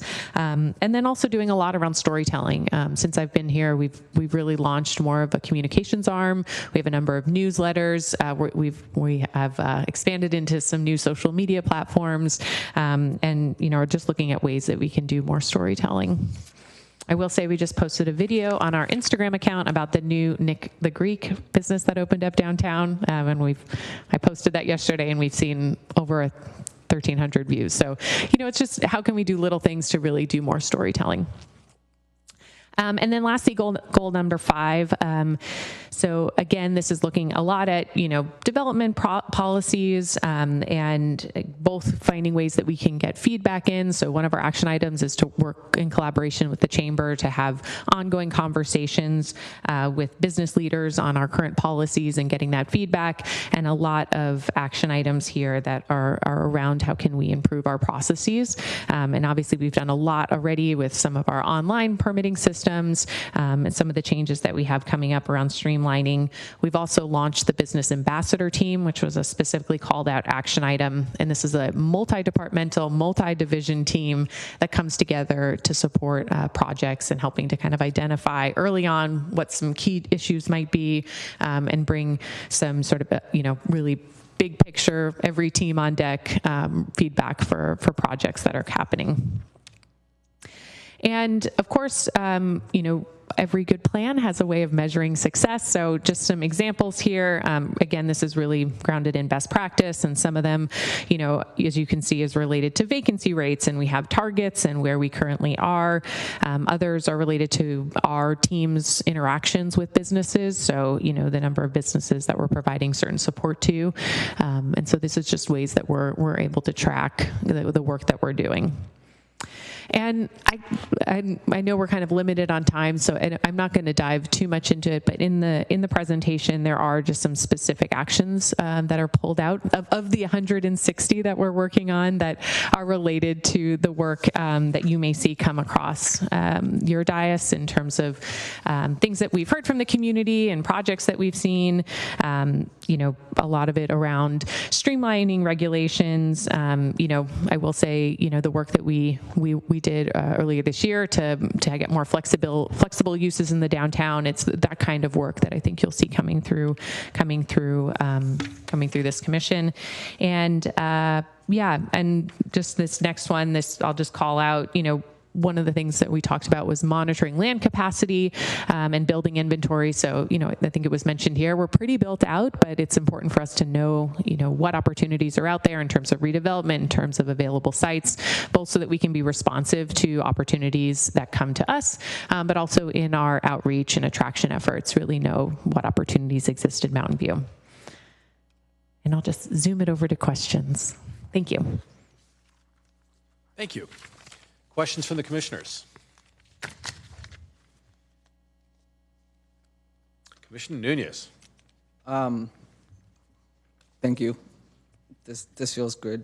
In terms of my question, I think this started based on the timeline. It looks like 2021.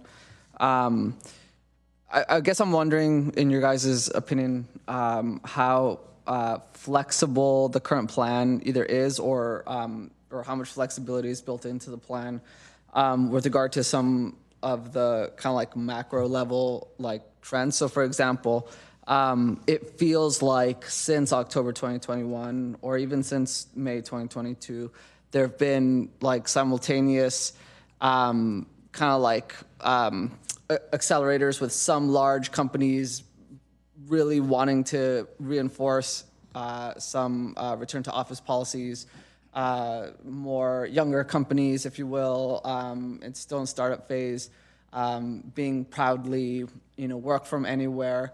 You even have companies that are relocating out of California to other states. And so I guess I'm wondering, to what extent is that contextualized within the plan as far as it pertains to, I think, that goal number 3 around, the proven and advanced industry?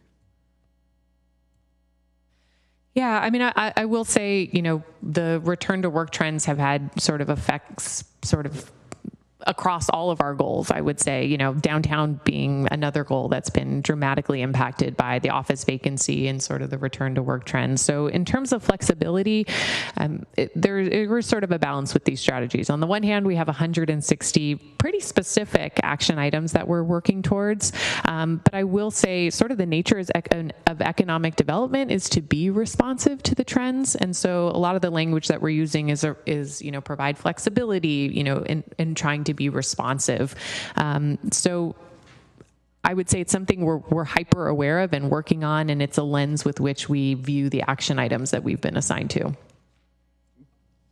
And I'll just add, across the various work that the Community Development Department does and the rest of the city organization, we continually hear from the business community as well as decision makers the need to be more flexible and more nimble in our land use regulations. And so the recent amendments that were brought to EPC and Council in the Downtown Precise Plan is one example, making it easier to open certain types of businesses, providing greater flexibility so that the market and landlords can open these businesses with less process, less time, less expense, because we can't predict the future as to which specific businesses will predominate in a given location, but we can provide guardrails, right, and let the experts that know make those decisions more quickly. And so we think that's a way to benefit the community in the long term. Got it. Thank you so much. And I'll just add that, there are different sections of the strategy which are actually coming together to provide that kind of flexibility. As Amanda said, there's a section which focuses on downtown. You will see that with the Downtown Precise Plan coming forward, that a key focus is how can we be more flexible to entertain more type of uses and type of businesses. Got it. Thank you so much. And then my next question, in what ways or to what extent does the current transit infrastructure that we have support this plan's ability to, if it were to become fully implemented for the plan's benefits to be maximally accrued, if you will, was there a concurrent transit development plan that we have going on that was looked at with this, or is transit not important? What's the relationship of transit to this plan? Yeah, it's a great question. And there are quite a few of our action items that speak specifically to TDM strategies, that speak to the parking strategy that we have downtown, and calls out specific implementation items from that, looking at our downtown valet program, I think, is called out in there, paid parking. So it does specifically refer to specific plans, and there is quite a bit of discussion around connectivity between both residents and employers to our commercial hubs. So there is a lot of conversation and action in here that is talking about how we get that connectivity both into Mountain View and then within it. So I would say transit was very heavily considered in this plan, and it is a key piece of achieving our economic vitality goals. And I will say we're currently working on a TDM plan, and that's where we have business. We're engaging the business community. We're serving as sort of a partner for our public works team in making those connections to employers to have those conversations. Thank you. Yeah, because I noticed it said in there, I think one of the downtown ones was connect the downtown to our other, facilitate those connections. And so yeah, I mean, that feels Yeah. like a good thing. And I would say to your office question, I mean, if not all employers are coming back, how can we make sure that there's connections from the employers that do have employees in the offices to our commercial hubs?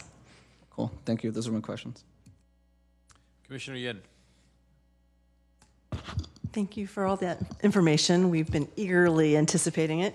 And this could be just showing my ignorance. I'm going to ask this question.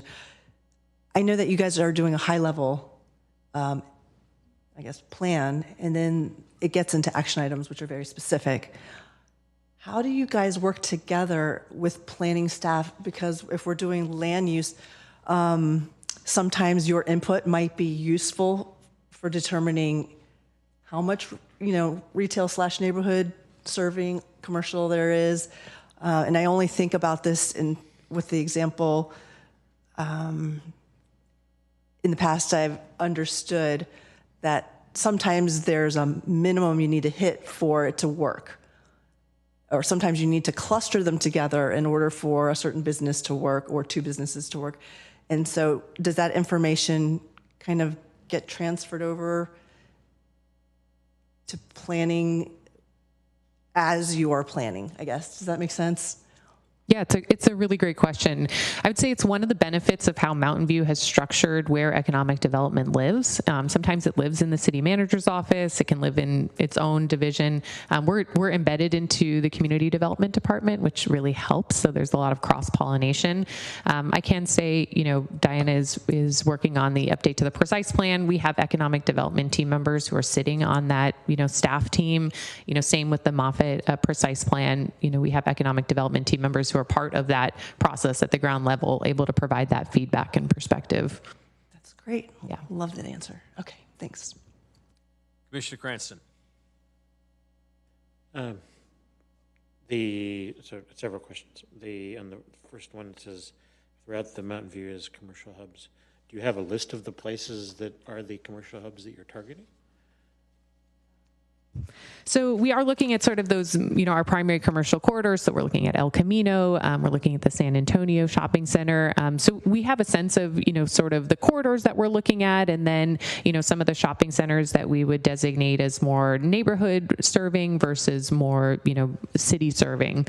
So they're on our radar. We certainly could put together a list if you'd be interested in seeing those sort of spelled out. So it'd be helpful to kind of know, okay, this project is near one of these centers and how it might touch it. You listed kind of dollar signs on these things. Do you actually have the budget to do all these dollar signs? It's a brilliant question, and I might kick it over to our department head to answer that one. There's numbers with these dollar signs. I see a lot of dollar signs. We put together a request each budget to try to accomplish the work that's projected in the coming fiscal year. And so given that the economic vitality strategy was adopted in April of 2024, it really didn't lend itself to being integrated fully into the fiscal year budget that immediately followed, but we are looking at a work program upcoming for implementation of some of these key items, focusing on a number of the short-term items from implementation, for example, as well as trying to resource implementation of the parking strategy for the downtown as another example of an interrelated activity with the economic vitality strategy. So it's part of the annual budgeting process and work planning process for staff to factor that into our budget requests, and that process will transpire over the next several months at the city council level. Next question is kind of a disturbing question to me. Somewhere along the line, somebody decided that diversity, equity, inclusion is no longer a national priority, and companies are beginning to look at pulling that out of their programs. Mountain View has always been very focused on that. Are you getting any pushback on the inclusion of those items in your work plans? Is Mountain View going to continue to be one that says, this is actually important to us? Or are you getting, are businesses pushing back on it? Are you getting, pushback from Google and others about those kind of things? Or is that not an issue at this point? Yeah, we're not seeing the pushback. In some ways, it might be it might manifest not so much as pushback, but in terms of a willingness to work with a government agency with some of the diverse populations that we work with. For example, we have the Spanish Leadership Academy, and for the last couple of years, we've done a presentation to them about opening a small business, and that's translated into Spanish language. And Nancy Ducos, who's the organizer of that on the city side, has said, I have 30 people signed up. I don't know how many will show up when, the new administration comes in, because again, there might be a level of hesitancy in working with, interacting with a government agency. But that being said, we aren't seeing pushback in terms of, from our business community, from the residents. We are a community that really embraces, celebrates, and prioritizes equity, inclusion, diversity, equity, inclusion. And so, we're really lucky to be operating in that environment where there is a lot of support. So we will continue to prioritize in terms of getting resources out, in terms of translating materials. That's actually one of the success metrics that we have, is how much of our economic development materials are available in other languages. And that will still continue to be a priority and something that we focus on in a way that we measure success. So long way of answering. It's still a priority from us. We're still hearing from the community that it's a priority for them. And I'll just add, in the forthcoming downtown precise plan update process, cultural and ethnic diversity is one of the key focus areas for our analysis in the downtown context, to really ensure that the history and the diversity and the different racial experiences for folks in the community over time are identified and reflected appropriately in that planning process as well. Next question. 3 mentions existing advanced industries. A lot of Mountain View is startups that became the big established industries. It wasn't clear as I looked at this that how is that embedded in the small business thing, encouraging startups. Google wasn't a big company at one point. Okay, while Waze is part of Google, it has spawned, I don't know how many different companies are in Mountain View now that have self-driving vehicle technologies and stuff. It wasn't clear to me where bringing in the next Google or helping the next Google or Intel or whoever was, I guess Fairchild was the one that spawned on the semiconductors. How do we encourage the next of those? Is that embedded in here someplace? Yeah, absolutely. I'd say it's sort of cuts across, both of our advanced industry goals, but also our small businesses. So if they're starting off as a small business, we're providing support to them. But, sort of support and facilitation of new AI businesses, for example, there is called out in that goal number 3. So there is sort of the up and coming, industries is part of the plan, and how we can support, incubators that are incubating these new businesses that may, grow into our Googles, our larger businesses. So it is called out in here, and we do have action items specifically related to sort of up and coming. It is action item 3C.4. Thank you. And then the last question was, so it mentions housing is an issue, but they're also looking for more flexibility on their own land use. Are they saying, okay, no longer link North Bayshore to housing requirements? Are they looking to separate the housing needs from business development, from land use that's more for commercial or office space? Or you're not hearing that at this point? I'm not sure if I understand the question. Office space has been the currency for residential, okay? And we've got increasingly policies that say if you're going to build something here, you're going to have to build housing around with it. Okay, we saw, we're, as part of the redevelopment of the Prometheus property, and it had residential in it. So are you getting any pushback from businesses saying, well, what I mean by give me flexible in my land use means don't make me put in residential in my locations anymore? Just let me build what I want there? Because we've linked them, are we getting any resistance to that? Not so far.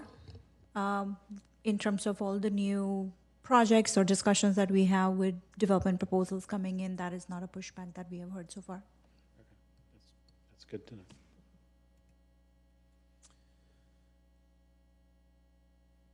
No other questions, comments? So just for myself, I'm going to say that I love what you're doing, and it makes me happy every time we talk about this stuff. And I think that the economic development folks, you've already made a big difference. Downtown looks so much better. Those lights make me happy every time I go out to dinner down there. People down there having a great time. So you really are doing a great job. I know there's a lot to do. There's literally hundreds of things you have to do. But you're already you're doing the right thing, and I think being fast and flexible and innovative about it is exactly the way to go about it. So the one question I have for you is, what's getting in your way?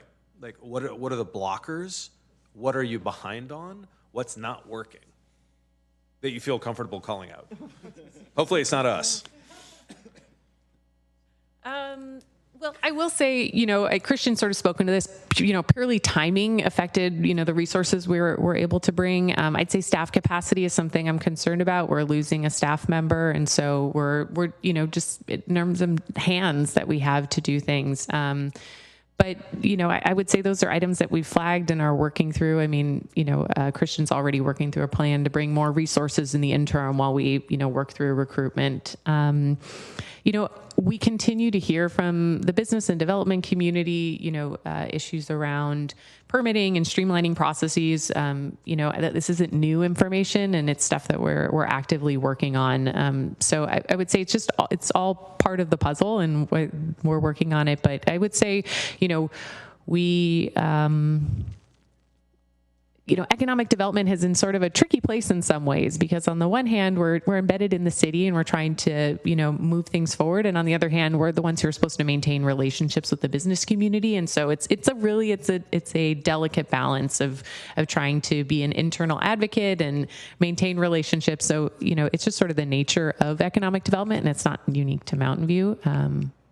So I don't know. It wasn't really a clear answer. Christian, from your perspective, what are you seeing? Sure. I think from my perspective, it's hard to have a clear direction and vision right now, given so much unsettling and tumult that resulted from the COVID-19 pandemic, and the fact that really the dust hasn't settled from that. Right, we're I think all glad to be beyond the darkest days of the pandemic, but really what it means for our society and our community is that there are many unknowns, right? Is the return to work going to take hold? Are people going to really stay in a, predominantly hybrid or remote work scenario? Because those mean very different things for our community and economic development and the vitality of different types of businesses, and how we plan on our timescales for land use and putting planning processes in place to reflect and to respond to those. And so it all gets back to being more nimble and flexible and adaptive, I think. But that's a very different way of doing business than our city and many cities have historically managed these kinds of processes. And so it's an interesting learning opportunity. There's certainly a lot of interagency and regional collaboration as folks try to work through these novel problems and figure out, what does the other side look like, or is the other side always going to be just a little bit farther away? And so we're all working through these things right now, and I think I appreciate the collaboration internally in our team as well as with other partner agencies as we try to figure it out. So before we close the books on this particular item, we do need to do public comment. So allow me to say, if anyone in attendance would like to provide comments on this item, please fill out a yellow speaker card and provide it to the EPC clerk. If anyone on Zoom would like to provide comment on this item, please click the raise hand button in Zoom or press star 9 on your phone. Phone users can mute and unmute themselves with star 6. Madam Clerk, is there anyone who wishes to make a comment on this item? There are no speakers at this time. Thank you, Madam Clerk. And so with that, we will simply say thank you. You're doing great work. Great. Thank you for having me. All right. 5.3, EPC chair and vice chair elections. As delightful as it has been to be the chair, my time is done. The chair therefore opens nominations for chair in 2025. I can think of one, but would anyone like to make a nomination for the office of chair? I see Commissioner Nunez. Well, I guess first I want to say thank you for serving as chair. One of the things that I've I mean, I haven't been chair, but I've observed and can imagine that it is a sacrifice in terms of, how you have to, in a way, in terms of the nature of the role, put other people's voices before your own. And you've done that very, very well, very craftfully. And I very much appreciate, how I've also seen you effectuate your values around efficiency and making sure that everyone is heard. And in a way that actually, I've really come to, that makes a lot of sense to me. It's kind to be effective at helping people participate. So I really appreciate your time and service. As far as the nomination goes, I would like to nominate Vice Chair Gutierrez for chair. On a pragmatic level, he has the most recent experience chairing us, having done so this very meeting today, and one before. But also,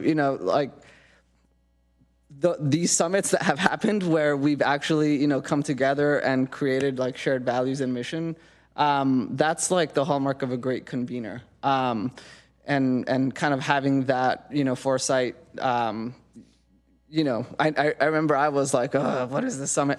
But, having gone through those exercises twice, again, I'm wrong on many things, and that was one thing that I was definitely wrong on. And so I would love to see how Commissioner Vice Chair Gutierrez is able to kind of carry those values forward as a chair, and therefore I'm nominating him for that position. Thank you, Commissioner Nunez. So a second is not necessary, but if anyone would like to offer a second just to show him how much we love him. Commissioner Yin. Thank you. Yes, I was going to second it as well. I know at this late hour, I'm going to keep it super short. I have every faith that you'll be a great chair. You've got lots of experience behind you. You do it well, as you did today. So there's my second. And since we are going to have to say goodbye to you, Chair Dempsey. I'm just going to move one over. We all are. I'm moving down. I want to thank you very much. I think you've done a great job. You've led us without us having to ever worry about what's going on, what's coming next, and you did it with heart and humor. So I'm very grateful for that. Thank you. We appreciate your time and your year as chair. Thank you. And I'm going to offer my unofficial third of the nomination to Vice Chair Gutierrez. Vice Chair Gutierrez, would you be willing to serve in this capacity? I am required to ask you. Sure. Yes. Why not? Why not? All right. The chair would like to request, are there any further nominations for chair? Going once, going twice. There are no further nominations. Nominations are therefore closed. Public comment. Would any member of the public, I gotta ask, would any member of the public on the line or here like to provide comment on this item? If so, please click the raise hand button in Zoom or press star 9 on your phone. Phone users can mute and unmute themselves with star 6. The EPC clerk will start the timer and let you know when your time is up. Do we have a public comment there? I saw a thumbs up. You can come tell us about him. Okay, Madam Clerk, anyone? No comments at this time. No public comment. So that means nominations are going to be voted on in order taken. There is only one. Madam Chair, do you want to call the roll on this one? Madam Clerk. Yes. Commissioner Nunez? Aye. Commissioner Donahue? Yes. Commissioner Gutierrez? Thank you. Maybe. Aye. Yeah. Chair Dempsey? Aye. Commissioner Yin? Aye. Commissioner Cranston? Aye. The motion passes. All in favor? Aye.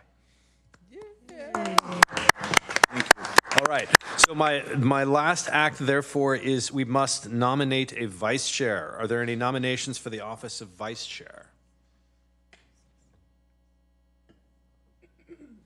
Commissioner Chair-elect Gutierrez. I'd like to nominate Alex Nunez as vice chair for the EPC.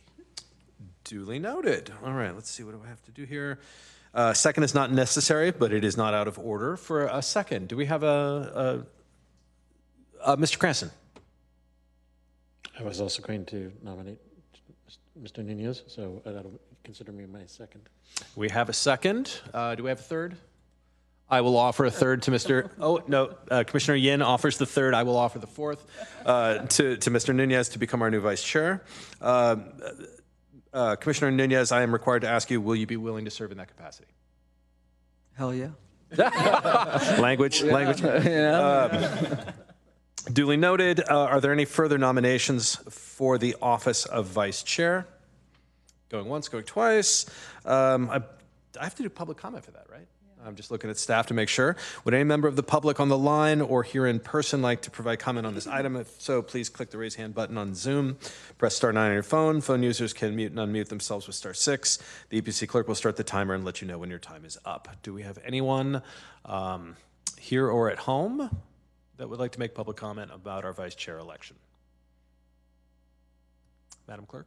There are no speakers at this time. There are no speakers. So any further nominations? Seeing none, I am closing the nominations. We have done public comment. And Madam Clerk, if you would be so kind as to take the roll. Or excuse me, to call the vote. Yes. Commissioner Nunez? Yes. Commissioner Donahue? Yes. Vice Chair Gutierrez? See. Chair Dempsey? Yeah, aye.